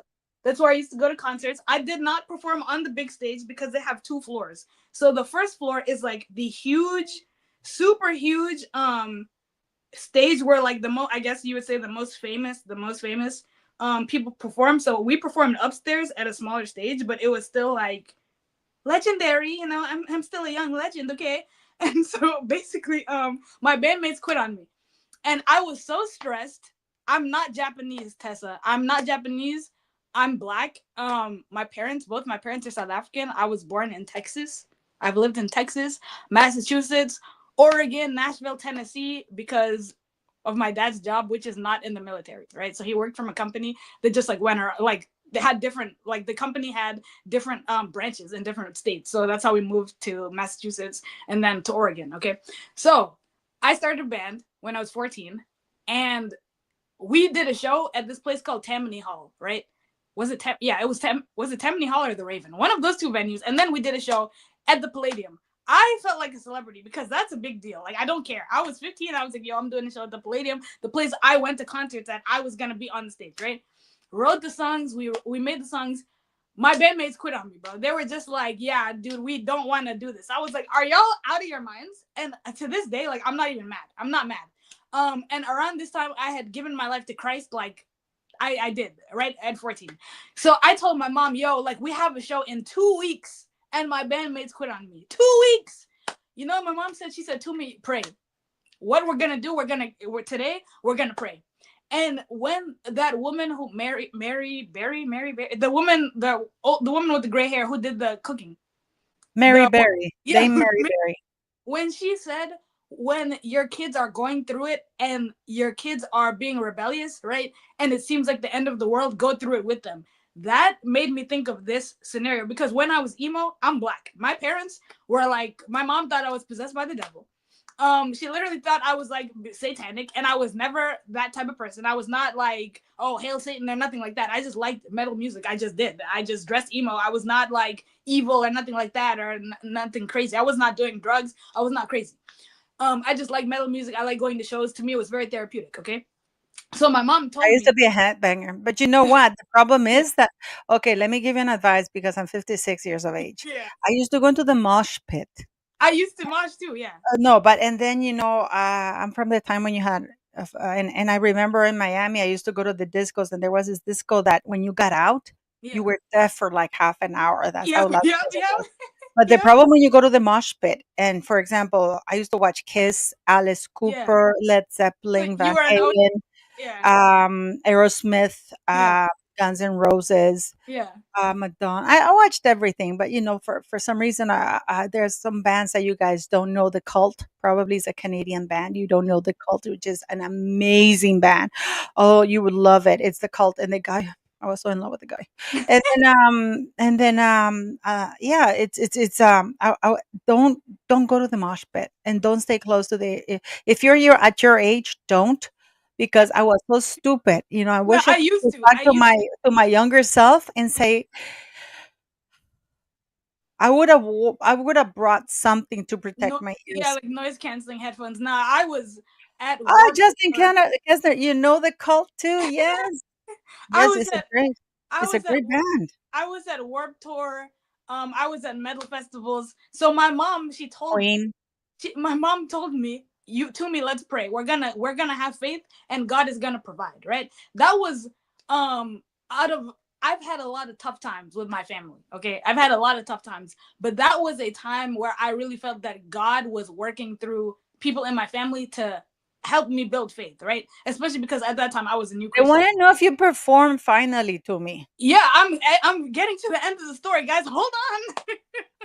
So me and my mom prayed in the kitchen, and we prayed and we said, God, please send me bandmates. The next day I went to school. I'm gonna say his name, my friend Jamel, right? He was my friend at the time. We're like, we have no problems, but like we just don't like, it's been so long since high school. I graduated in 2013 and we have separate lives, right? So I went to my friend Jamel, who I knew was a drummer. And I was like, hey, Jamel, so I'm going to be performing at the Palladium in 2 weeks. Do you want to be my drummer? He was like, hell yeah. And so his friend Darius, and this other kid, I literally forgot his name, and I'm so annoyed, and I'm so sorry, but I literally Lewis. I think it was Lewis. Was it Lewis? I think his name was Lewis. He joined my band, and Purple Zebra 3.0 was born, and we performed at the Palladium, and I have the picture somewhere. I have it on my pictures, or it didn't happen to me. It didn't happen. But yeah, I performed at the Palladium at 15 years old. And afterwards, this woman who was mad drunk came up to me, this white lady, and she's like, yo, I was feeling what you were saying. I was feeling you, man. I was feeling you. And I was like, yo, Was she high? I'm a star. Was she high? I was like, yo, I'm a celebrity, bro. Like, I'm literally a celebrity. Oh God. I have so many friends that are like, I have my best friend. My best friend is dancing on the 27th of April. I really will go see her this time. And she's being featured. She's 53 and she's doing the ballet dancing at the National Theater. And it's like all my friends are singers, all my friends are dancers. I'm a good dancer, but I could sing for my life. But I mean, I'm only able to do YouTube because I don't have an audience that I can see. If I'm in front of people, there is absolutely no way that I would be able to talk to you. This was me in my emo days. Oh, I was cool though. That No, it was was me. cool. It looks cool. It looked I very, was probably very, like very, very retro picture. I was probably like 15 or 16 in that picture. Great times. No, but I wanted to show you something, guys, because I wanted your take on this, to me, Yeah. because this has been bothering me for quite some time after I listened to this, right? And pay And attention. this is a grainy picture of me and my band. Oh my God, to me. Ah, purple zebra, I bro. told you that you should do cooking because you guys should see what Tumi how good Tumi cooks. It's so cute. Purple But let me zebra show for you. life. Let me show you this. So pay attention to this one, Tumi. I Let's am. put the, look. I'm Okay, paying. look. I promise. But look. But you have to look at this because Okay, I'm looking. I'm gonna mute myself because otherwise it sounds echoey. Okay. But listen very carefully what this guy says. At the time. And we make the 4 submissions that I've set out in, or the 6 submissions that I've set out in the summary. The first of them is that it's critical to recognise the nature of the decision in question. Again, this is going to come as no surprise. As the Master of the Rolls noted, the decision was made in unique circumstances where the appellant had stepped back from royal duties and decided to spend most of his time abroad. The question was, at the time, 4 submissions that I've set. The part that bothers me is that this is supposed to be the defense, the prosecutor, or the people speaking for the United Kingdom. Hmm. Did you hear that he said that Harry decided to spend most of his time abroad? Harry's not spending most of his time abroad. He spent Harry all. has moved. Yeah. But He the way doesn't he live. said it is as though he's living in the UK, as though he's Yeah. sharing time. Yeah. Harry is a full-time resident of the United States of America. It's not Yeah. like he's spending most of his time in the United States or abroad. He Or like doesn't even say that. 6 months in America. Pardon me? It's not like he's spending 6 months in the UK and 6 months in America. Yeah, but the way they Not. said it, it bothered me because it's kind of like leaving the door open as though Mhm. he's still residing in the United Kingdom. And he's not. And he's not. It's like, oh, I spend most of my time abroad because, for example, when I used to work a lot for the organizations I work for, I spent a lot of time abroad because I was traveling. I remember one time I thought it was like, like I would wake up at the hotel, and I thought it was like a hooker's underwear. You don't know where you are because I didn't know which country I was in, that I was Yeah. going to a meeting. And thankfully I had a, like somebody who was there. Oh, we're in this country and we're going to this meeting because, it got so confusing Mhm. traveling all the time. Mhm. So but I was residing in one place. But the fact that they don't say Harry now lives in the United States. Mhm. Because you see, if he had phrased it like that, he no longer lives in the United Kingdom. He lives in the United States. It's not that Yeah. he spends most of his time abroad. It's like he is living in the United. He no longer lives in the United Kingdom. That No. would change the entire legal context of the trial. So, do you guys think that he's going to get the IPP status back? What's your honest opinion? You Athena see, it's said. not the IPP Athena. status that he wants to get. He's not going to get the IPP status. Athena said that He has Meghan never had Markle. IPP status. And I just want to make something very clear, guys, because there seems to be a confusion here. When Prince Harry was with the royal family, he never had a convoy of vehicles following him unless he went on official duties. When he was alone or without doing duties, he only had one bodyguard assigned Mhm. and they rotated every 8 hours. Ken Mhm. Worf, he just dropped a video that he said that he was the only bodyguard for the 2 boys at the same time. Princess Diana only has one bodyguard when she goes out. Prince William has one bodyguard when he's not. Do you think that William goes around London with a whole convoy? No, they don't. You don't even know they're there. When Catherine was pictured outside at the walking in Notting Hill for the glasses thing, you know so it's like he had one bodyguard only, and that's the And I bodyguard mean, that was going around him. Catherine, So Catherine goes he out. wants a convoy because he They wants go to out. feel important. They go out grocery shopping. They go out. On date nights, and we never we never see oh, back up. They're not like Kim Kardashian who's like, oh, back up. We have bodyguards and they're getting in the giant SUV Hollywood style sort of thing. And like, I mean, some people weren't here when we opened up the live stream, but I said that fame is a production. Because okay, there is a website called famousforaday.com, right?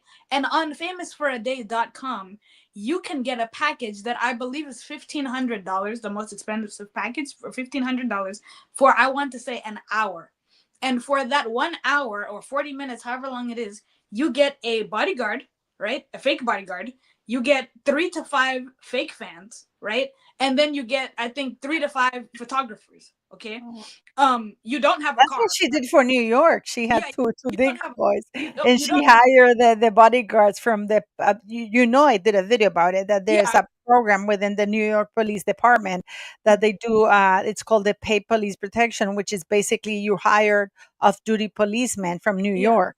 But these people are not off-duty policemen. They're actors. Like, they're literally all actors. And you have fake photographers. Yeah, it's fake photographers because they have an agency where, like, if you want to act famous, or you could, let's say it's your birthday and you're going out with the girls or you're Brett and you want to have the famous feeling, right? You can say, okay, for 10 minutes, follow me as I walk around, walk down Times Square and walk through Times Square with my friends because it's my birthday and I want to feel famous. And so you hire them, and then they'll follow you around with 3 cameramen screaming your name. Oh, Paula, Paula, Paula. So you can literally rent that experience. So that's, like I said, in the beginning of the live stream, I talked about the fame package, how it's all just a production. So you cannot be famous without, or you cannot appear to be famous. If I said, oh, I'm famous, people would say, okay, but paparazzi's not following you.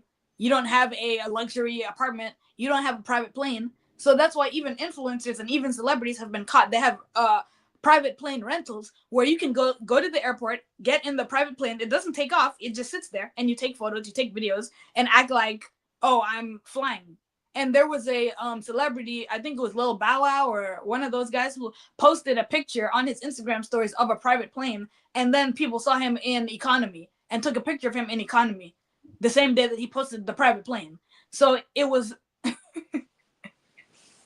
it was not he wasn't did you guys notice me and Paula matched today? It was not intentional. We're both wearing but yeah, so people have the experience of, you can rent the celebrity experience, basically, right? But some people don't really know that. Some people think that just because they see cameras following you that you must be so famous. No, you can rent that out.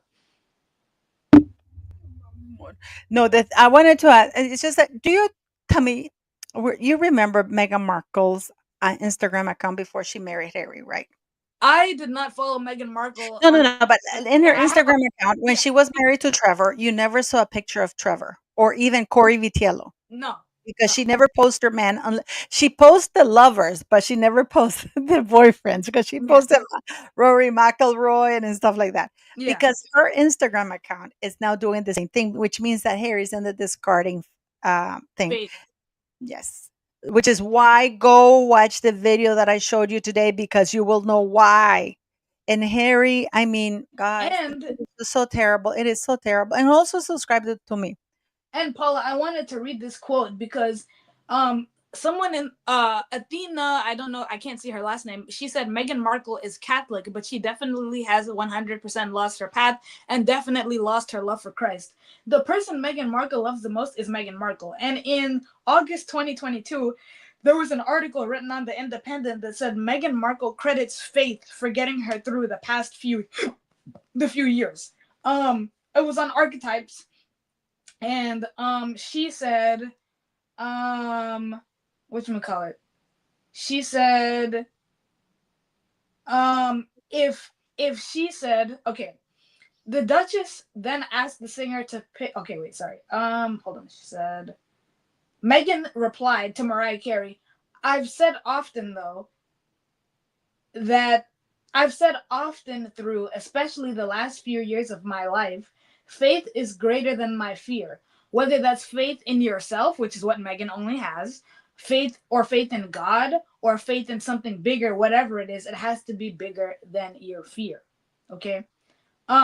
So Meghan her faith, if you actually pay attention to the micro things that Meghan is into, and I'm not saying Christians can't do yoga, but at the same time, yoga is a Hindu term, which literally means to yoke, as in, like, when you see an ox and you plow, the ox is plowing the field, and you put that thing on the yoke, on the ox, so that it like whatever plows the ground. That is a yoke, right? So literally, yoga, every single pose in yoga is dedicated to a different Hindu god or goddess, and all of these poses, like the warrior pose and the sun salutation, all these things tell stories of Hindu mythology. Okay, so I personally do not engage in yoga because I'm not gonna sit there and be low-key praising Krishna and Vishnu and Radha and all of these gods and goddesses that I don't worship through my body, right? And people can argue if they want, but like yogis have said all that 100 million times. Okay, anyways, you can exercise and stretch without doing yoga. That's just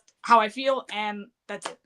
Meghan, not just the yoga, but Meghan has talked about manifestation, crystals, obviously I do vision boards, but like those sorts of things. Meghan, to me, is new age. She is not a person who She doesn't believe in anything. She just doesn't believes in whatever it's I but think she's a witch. but Meghan also, obviously she was married to Trevor. They did the Jewish chair dance at Yeah, the this wedding. is why I'm telling you that this woman is like a flag. Whatever blows the wind, she goes. Cristiano shoo. So she was with Trevor, and then she went to like Jewish the ADL. There was like an ADL event that she went to. She was Jewish then, I guess. I don't know if she converted. I don't think that she did. But then she went to she went to Harry and was baptized in the Church of England. Okay, and then there was a time where she was pregnant, and then she was seen getting out of an apothecary store pregnant, and she was seen getting out of an apothecary store. Let me see if I can look it up. And then the girl who does her hair now, highbrow hippie, posted on her Instagram all of these moon rituals, and on this day, the moon, you have to do this ritual and call in what you want, and yada yada. So obviously Meghan, she only went to a Catholic school. She's not a Catholic. You don't have to be a Catholic to go to a Catholic school. Anybody can go to a Catholic school. She posed in front of a picture of the Virgin Mary, but okay, like what does that mean? Like Meghan sees herself that way, as this pure radiant goddess energy, woman who just is so misunderstood by society and is called to be something bigger than just a woman. She's a that's why she posted the picture of Mary. That has not She does not care about Mary, like, at all. Like, Well, it wasn't her who posted it. It was the school. I found out through the school that she had sent them. She was really angry because she paid for that post. She donated for that post, but she wanted them to use the post from Netflix. But the school had put the picture of her before all her surgeries next to the Virgin Mary, and they talked a lot about the Virgin Mary in the festival. But she had already sent them the picture from Netflix because that's the one that she wanted it. But the school said no, this is for the Virgin Mary, and basically that was a big fu that she got. And the crazy part is that she basically said on Archetypes that she went to a Catholic school, but that it was the nuns were feminists. Fool me. Wait a minute.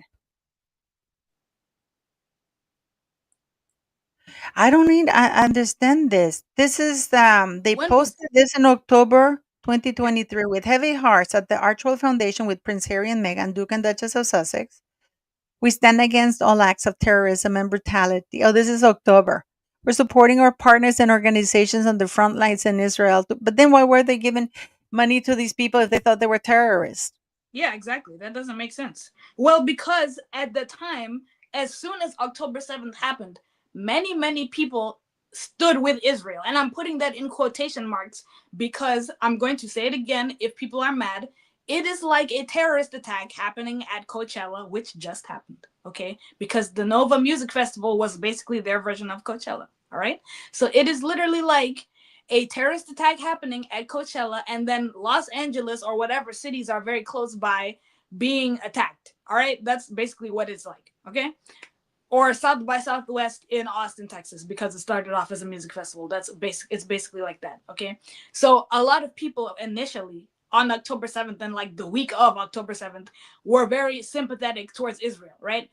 And then when Israel retaliated and said we're gonna go get them and we're gonna, you know, some people were on TV saying that they were gonna basically turn Gaza into a what did they say, a something like we're gonna turn Gaza into a parking lot. That's when people were like, oh my god, like this is kind of crazy, right? And so then the I Stand With Palestine sort of stuff happened, and then the college campuses got involved, and people were like globalized the Intifada, and people want to live under Sharia law, which is literally like you have brain damage if you want to live under Sharia law and you're a person in the West, because your life will be over as you know it. I was just explaining this to somebody the other day. If you want to live under Sharia law, guess what? You cannot be gay. You cannot be bisexual. You can't be trans. You can't be non-binary. Men are men and women are women under Sharia law. Men and women are separate. Men and women do not interact truly together under Sharia law.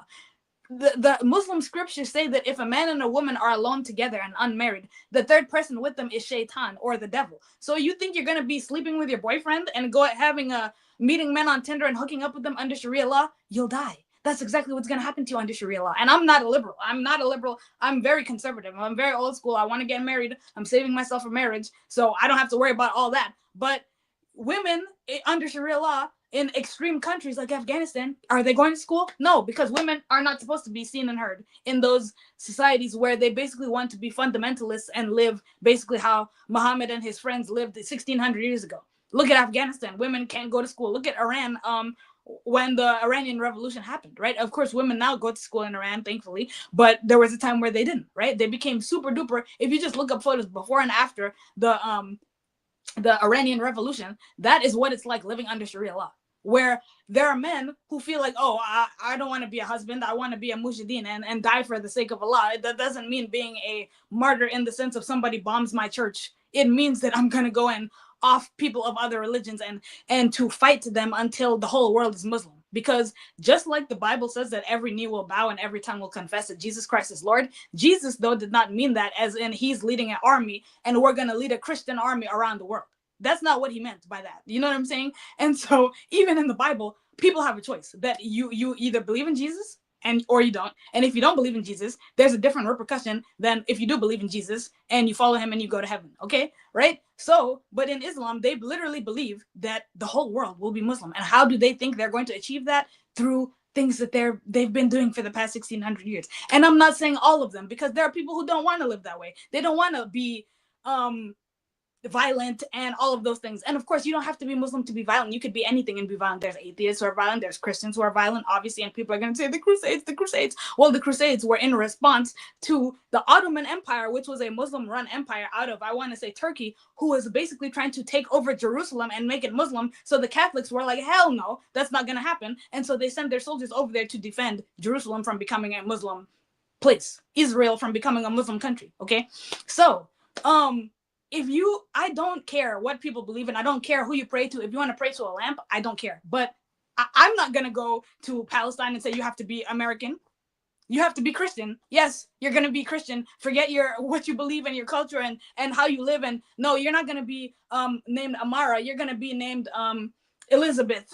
And you're gonna be named James and John and Peter and Paul, and I'm gonna change your way of life. No, but guess what? A lot of people, when they become Muslim, they become Arabized, because the Islam obviously came to Saudi Arabia. It didn't come to anywhere else. It came to Saudi Arabia. So Muhammad and his friends, his friend Uthman, who was basically the first leader of the Islamic Caliphate after Muhammad died, went into North Africa with an army and colonized North Africa, and that's how basically a lot of people in North Africa are Muslims today, and that's history. Okay, so they feel like the people who are, I guess, fundamentally feel that they have to basically colonize the world and make it Muslim.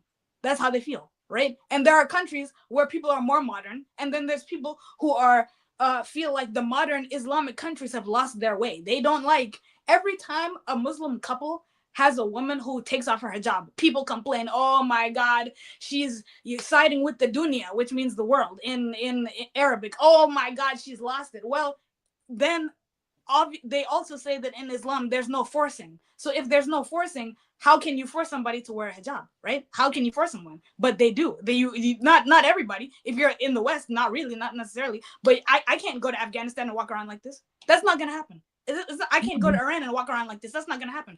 And guess what? If you want to live under Sharia law and all these little college students who don't know what it's like to live under anything other than democracy, go to Palestine, go to Afghanistan, go to Iran, go over there where they literally have a Sharia law police force that goes around and why aren't you wearing a hijab?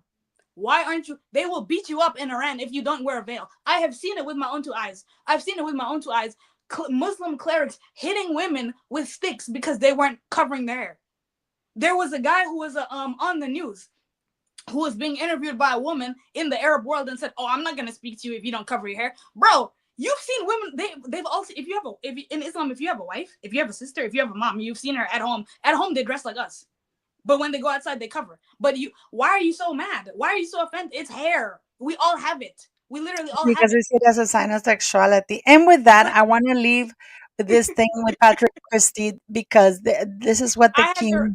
I go on my rants, guys. No, but because this is what the king did. Listen to this, because this is what the king did today.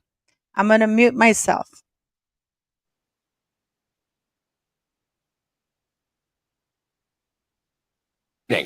Why did the king mention Islam and Judaism in his Easter message to Christians?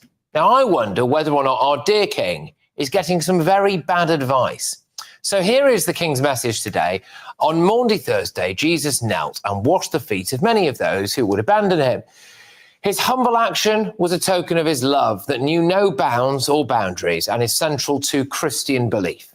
The love he showed when he walked the earth reflected the Jewish ethic of caring for the stranger and those in need, a deep human instinct echoed in Islam and other religious traditions, and in the hearts of all who seek the good of others. Now, I must say I found that quite unusual, actually.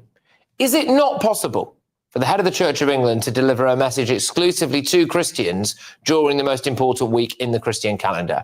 Now, I say that because I don't recall the king feeling the need to mention other religions when he opened up Windsor Castle for an Islamic iftar.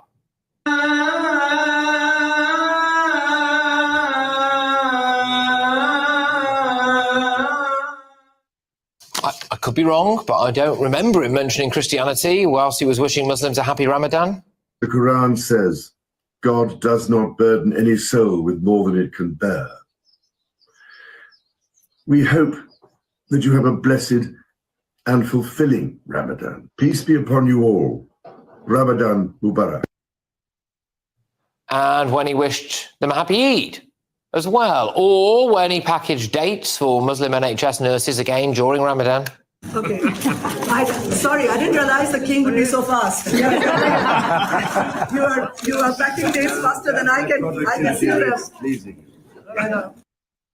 Now, this is why I wonder whether the king is getting some bad advice from woke diversity, massively pro-multiculturalism obsessives behind the scenes. I don't think they handled the Ngozi Fulani situation well. Remember her? Sisters Best Charity has suffered as a result, direct result. When you think that this was supposed to be for violence against women and girls, because of this incident, the violence has been directed to me. The palace hasn't intervened. I think they could have, all right? So what I've had to do, I've now temporarily stepped down as CEO of Sisters Best. I am announcing that now because the service users and the community can't access us. So the palace apologised to Ngozi Fulani and even invited her to Buckingham Palace. So I don't think that was a particularly smart move. The king has expressed deep regret for things like slavery, which of course he and everyone alive in Britain today had nothing to do with. The wrongdoings of the past are a cause of the greatest sorrow and the deepest regret. There were abhorrent and unjustifiable acts of violence committed against Kenyans as they waged, as you said at the United Nations, a painful struggle for independence and sovereignty. So I feel like Christians in Britain, many of them anyway, feel as though they need a leader who will speak up for them, prioritise them and promote their faith. Former Archbishop of Canterbury, Justin Welby, was a complete disaster.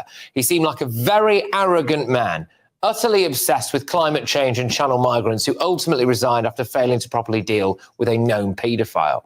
Today, it was reported that more than 9,000 crimes have been reported at churches in the last 3 years. 9,000 crimes at churches in Britain in the last 3 years alone. Arson, vandalism, criminal damage, theft, you name it. Now, churches do not have the same protection as mosques and synagogues in Britain.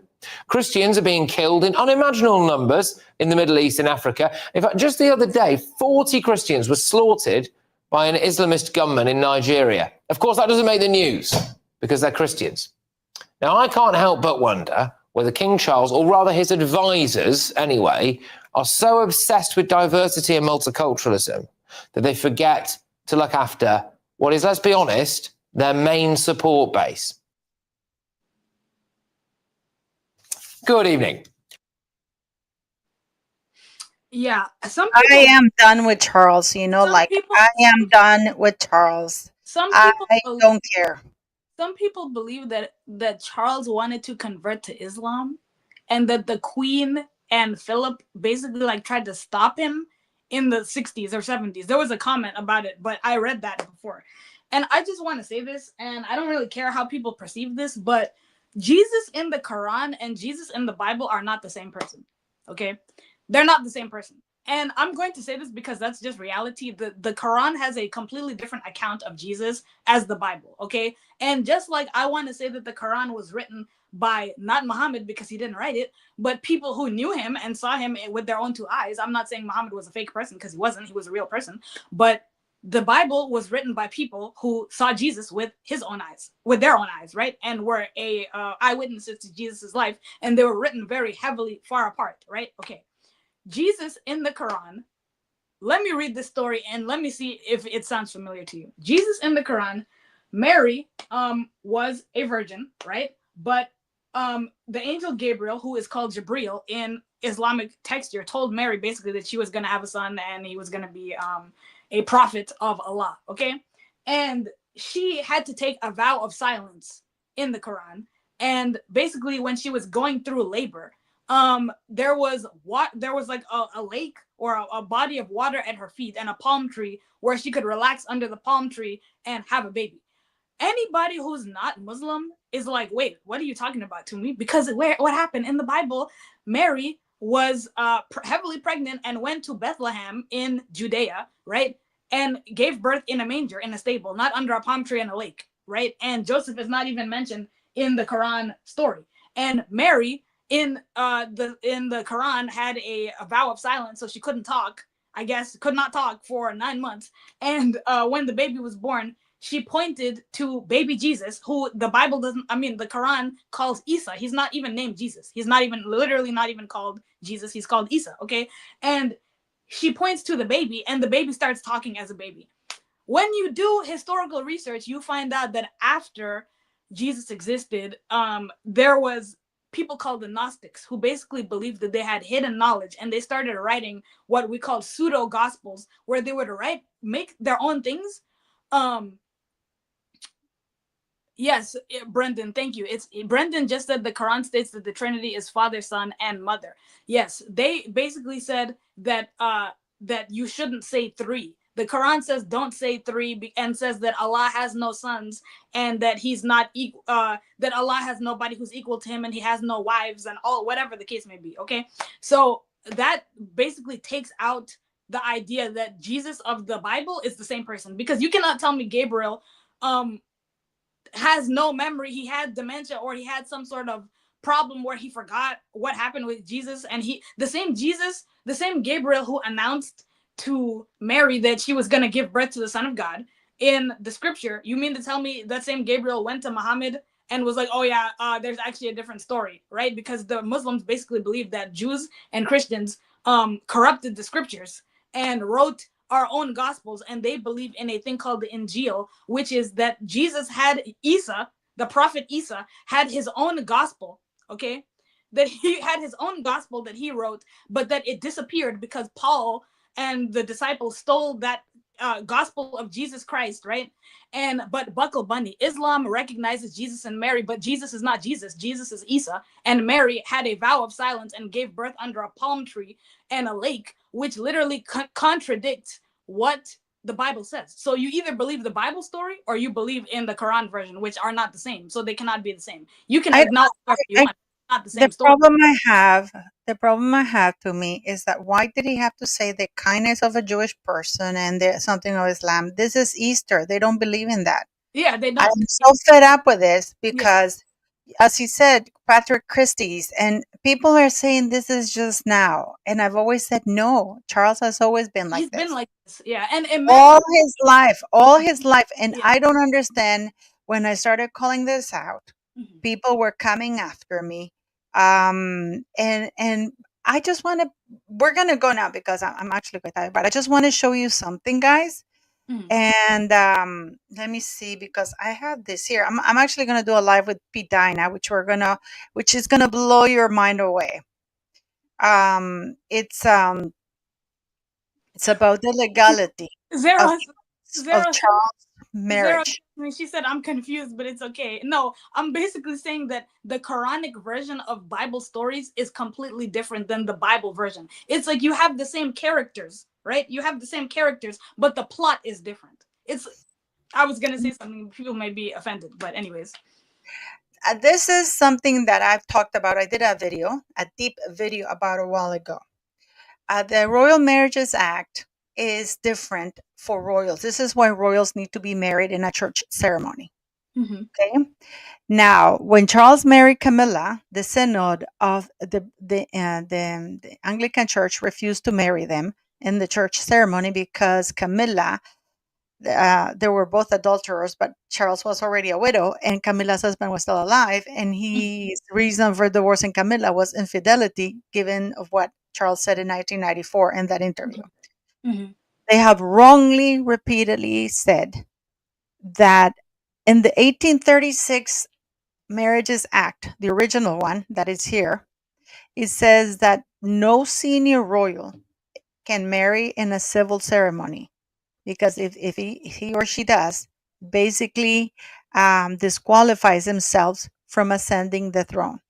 Wow. Yes, that's Article 45, right? That is exactly what the 1836, because of course the royals represent the head of the monarch represents the head of the church. Yep. Right. Yep. So therefore they cannot be married in a civil ceremony. They have to be married in a church ceremony. And also that's why it was so controversial when Meghan said we had a wedding 3 days before the wedding, because that would mean you got married outside of the church, even though they're not heads of the church. But yes, for royalty, it's not only for that, because it's illegal. If she had got married 3 days prior, then they would have had to wait 3 months to marry, because that's what the law says for the Marriages Act. So what they said is that the whole act, and I want people to understand this, the section that refers to the royal marriages is the section 45, right? Now, the whole act of 1836 was repealed except sections 3, 17, and 45. Okay. Which means that, and I even showed that, and this is why. This is going to be very good, guys, because you cannot miss the live on Saturday with Pidina, because we're going to go through some stuff that there was an inquiry in 2005 when people were saying that if it's not that it was illegal for him. This is the sophistry, like, the lady that was saying you were comparing this stuff to that. No. Yeah. Nobody was saying that Charles could marry Camilla. It was if they met the legal requirements of a civil marriage, which is 2 witnesses in an approved location with an approved person that carries the wedding, right? And the 2 witnesses, right? So nobody was saying that it was illegal. But the point of the matter is that because if he married in a civil ceremony, he disqualified himself from ascending the throne. Yeah. Which is a different thing. But the way the sophistry, they say, but it's not illegal. It's the human rights of the EU, and the human rights of the EU has nothing to do with the Marriages Act of the United Kingdom for the royal marriages. And people have to forget that Charles is not a normal person. because of the family he was born into. He literally has a role like the emperor of Japan's daughter. Even though she's the only child of the emperor, she as a woman is not allowed to be the empress, like the sole empress. She cannot be the queen of Japan. It's not allowed, right? So her cousin, who's a boy, can be, because they have only the male line can be the emperor. And unfortunately, the empress had a miscarriage with her first child, right? That I think could have been a boy or was a boy or something to that effect. And then she got pregnant with a girl and had a daughter, right? And that unfortunately sent her into depression. She disappeared for like 10 years of out of the public eye because she was very depressed, right? Over that, it was very sad. But a lot of Japanese people want the princess to be the emperor because they feel like she is empress.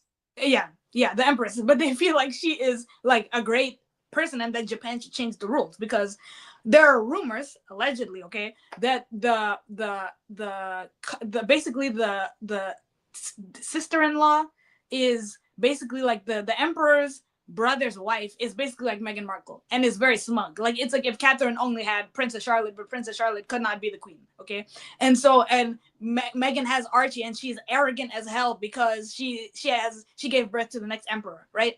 So there are rumors going around all over TikTok, and I'm not saying you should believe TikTok, but there's rumors going around Japanese TikTok that basically the future emperor's mom is like super duper arrogant behind the scenes and spends a ton of money on things and is like a shopaholic and is always trying to be flashy or whatever the case may be, flashy for like Japanese royal standards.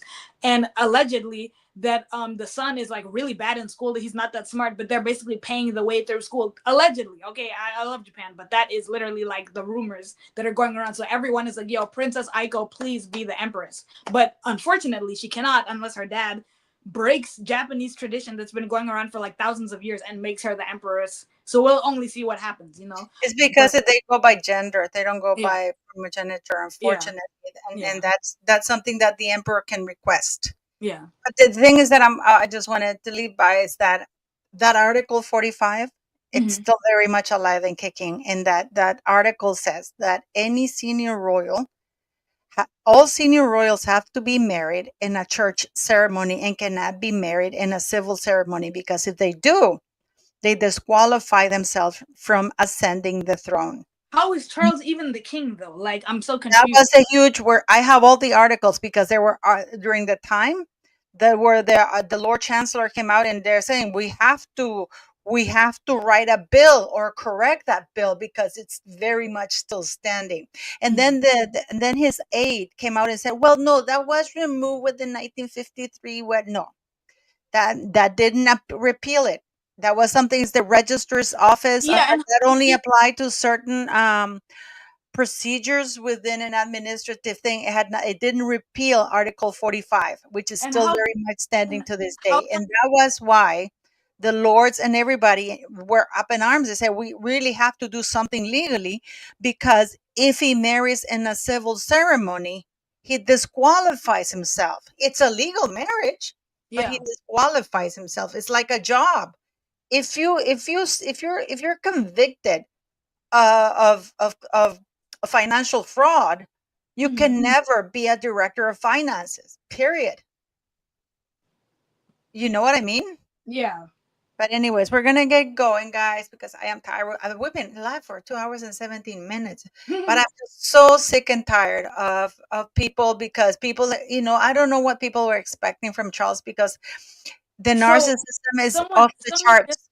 Someone just asked if Princess Anne's second marriage was a secular non-church wedding. No, they got married in Balmoral in Scotland at the family's church of choice at Crathy Kirk Church. Yeah, that's because she was a divorced woman. Yeah, they had a small. So that's what they tried to do with Princess Margaret, to have her marry in Scotland because the rules of the Church of England did not apply there. Yeah, but it didn't work out. Yeah.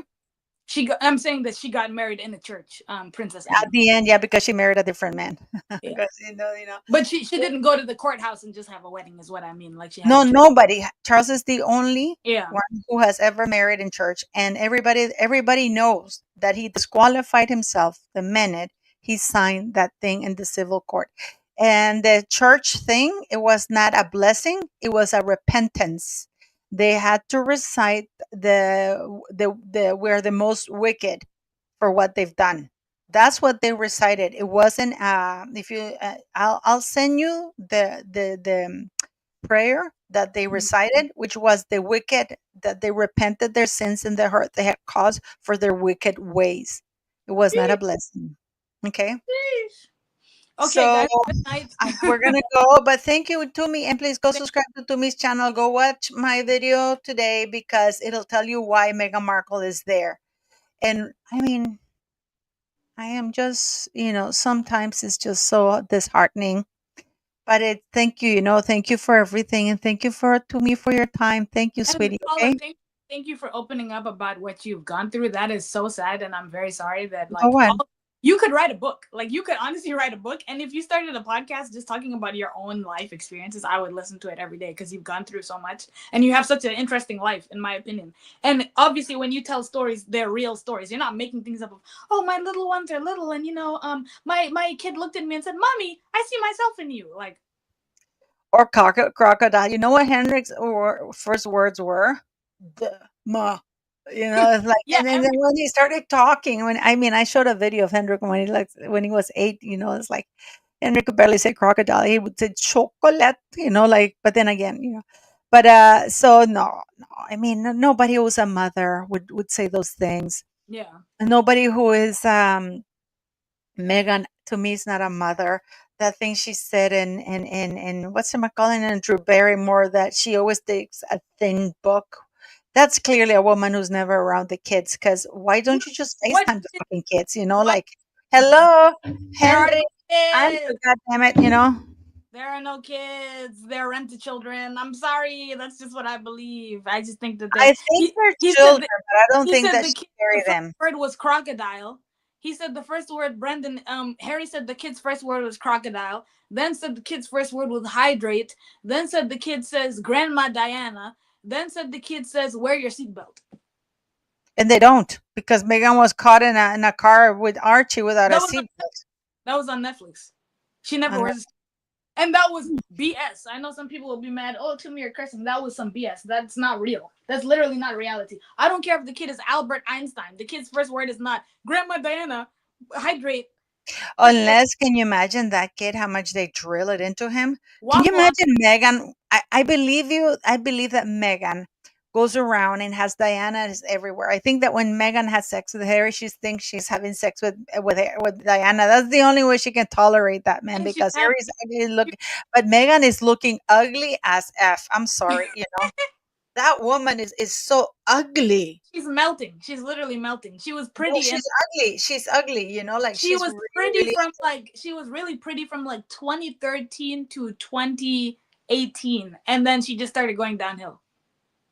Whatever she was doing in 2013 to 2018, it was working for her. But then she just started. It was makeup, lighting, stylist. No, but also the weight loss. I don't know if it's Ozempic or Wegovy. It's Ozempic. It's Ozempic. Yeah. It's Ozempic face. Like the Coneheads, that movie. That's how she looked like. And this is my last point. Someone got mad at me because I said that on Megan's show on Netflix, the only time she was happy was when she was drinking. Oh yeah. Literally, there was an episode where she didn't even do much. She chopped vegetables, of course, and then marinated the chicken or whatever. And then she's like, oh, all this work. I have to pour myself a beer. And I'm like, work? Can you imagine finding one of her skanky weave hairs in your food?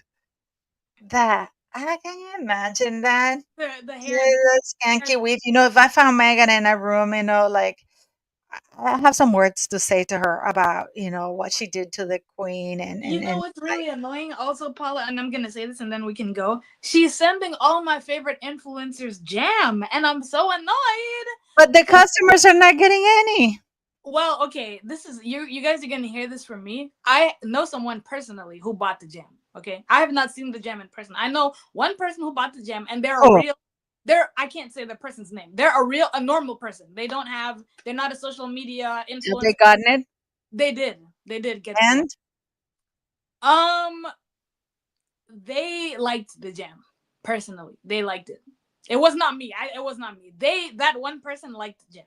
Okay, but that's I've heard, surprising because even even the ones that they've hired, you can see they're having a hard time swallowing it. yeah.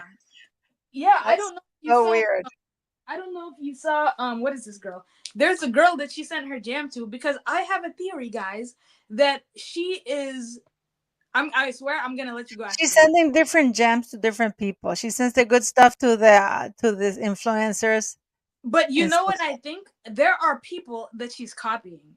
That it's very obvious that she's copying them. So there's this girl named Olivia McDowell. She made a crudité platter. Oh wait, hold on. Let me see if Didn't she date Harry? No. No, she's too young for Harry. The one that you know that Harry was dating a girl when he was dating Meghan, and now she has her own cookie show. Yeah, her name is Sarah Ann Macklin. I don't know why my screen is not We can see it. showing up good. But basically, this girl Olivia lives in New York. She does dinner parties. She travels to Paris a lot, does fashion events. She does like these sorts of dinner parties on TikTok and Instagram and all of that kind of stuff. And that's what she likes to do. But as you can see, her parties are actually cute and cohesive Oh and yeah, like I saw that. I saw that TikTok yeah. appear on my thing. I don't know why. Yeah, but she She does that. knows she knows how to cook. Things look appetizing. She knows ambiance. Her friends are all like hot influencers, right? Who all live in New York, and like she's just doing her thing, right? And I personally believe that Meghan is finding people that she wants to emulate.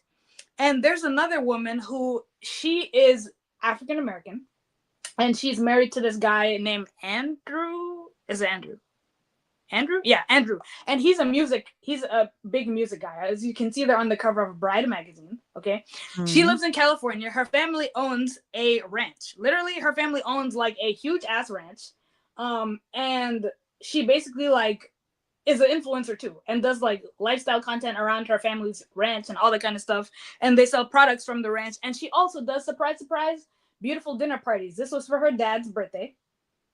Okay. Yeah, but these people, you see, there's a difference though. But these people have families. These people showcase families, and yeah, these so people friends are real. What I'm saying is that these are the people that Meghan has been targeting, right? And these are people that Meghan has sent her jam to. Okay. Oh no. Yeah. So because they're doing what she always wanted to do, but she couldn't do it, you know what I mean? She was just not a classy or a person who like, you know what I'm saying? So she sent her jam to Olivia, which pissed me off really bad because I really, really like Olivia a lot. Like I was so annoyed. And then she sent her jam to Meghan. She sent her jam to this other girl that I literally just showed you. There was a video about it. Hold on, let me see if I can find it because it was on her TikTok. And then what I'm trying to tell you is that she sends a different type of jam than the ones that she sends to regular people. She sent her jam to this girl, but what this girl did was she showed the products for 2 seconds, and then she basically said, "Oh, I'm gonna make a basket with my own products." So she started to hawk the stuff that her family makes and made a gift basket to Meghan that is never going to see the light of day because Meghan would never in her life show somebody else like doing things that are better. You know what I mean? Like she basically didn't taste anything. No, she didn't. She was like, "Oh, that's cute. I'm gonna make a basket to send to Meghan," right? Which was stupid. So teach her how to do it. Yeah, basically, she made this actual thoughtful basket because she makes her own wine, right? She makes her own wine. She actually makes her own honey.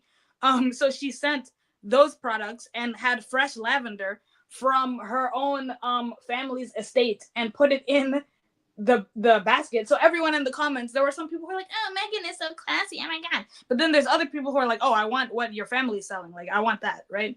So it's one of those things where I just personally think that Meghan is like obviously stalking people, and she spends most of her time in Google. Clearly she does, you know. So I want to say thank you. I want to say thank you to you too, because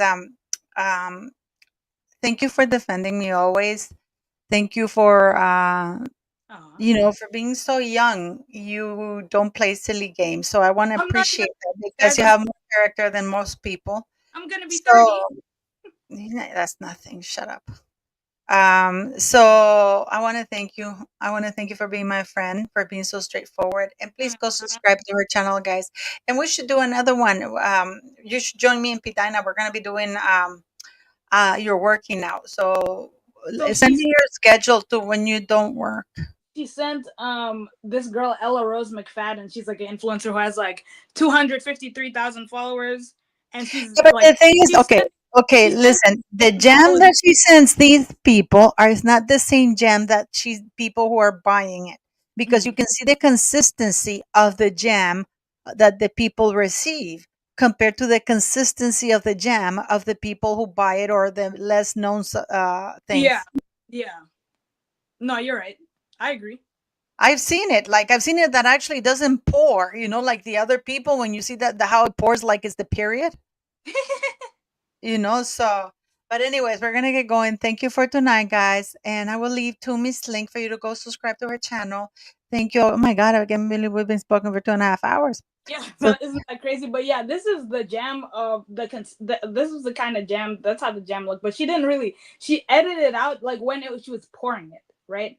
But this girl, it pisses me off because she likes Meghan, and I'm like, bro, why? But the thing is that a lot of Black people and a lot of Black women and mixed people like representation, right? They like to see themselves in another person. They're stupid because they get markled. Yeah, I mean, but she didn't get markled. But I am really looking forward to this thing at the Time 100 Gala. I hope Meghan Kelly shows up, and I hope Trump shows up, and I that hope would be JD. hilarious. Yeah, well, yeah. Meghan Kelly is doing tomorrow with Love Meghan, and I'm gonna watch it. Okay, so but I'm gonna get going, guys, because I'm so Okay, tired. guys, thank you so much for being But here. please go subscribe to Tumi and Tumi and I. Tumi, I'll talk to you tomorrow, sweetie. You're not working tomorrow, right? Nope. Okay. Because I have this lady from Isomers Skincare. Oh shit, I forgot to do this with Pidina because she received her products today. Guys, I am in love with these products. It's Isomers CA, and you know that the link is in the video description, in all the video descriptions. And use my code to get 20% discount. I am absolutely in love with Oh, that. you're an influencer now. No, forget that. No, she's not paying me a thing. That Botox thing around, and I put it here, and I put it just a little bit, just a little drop, and then you just rub it. Oh my God, guys. And people are saying that I've lost weight. No, it's just that the firming thing has lifted my thing. Because before it was even lower.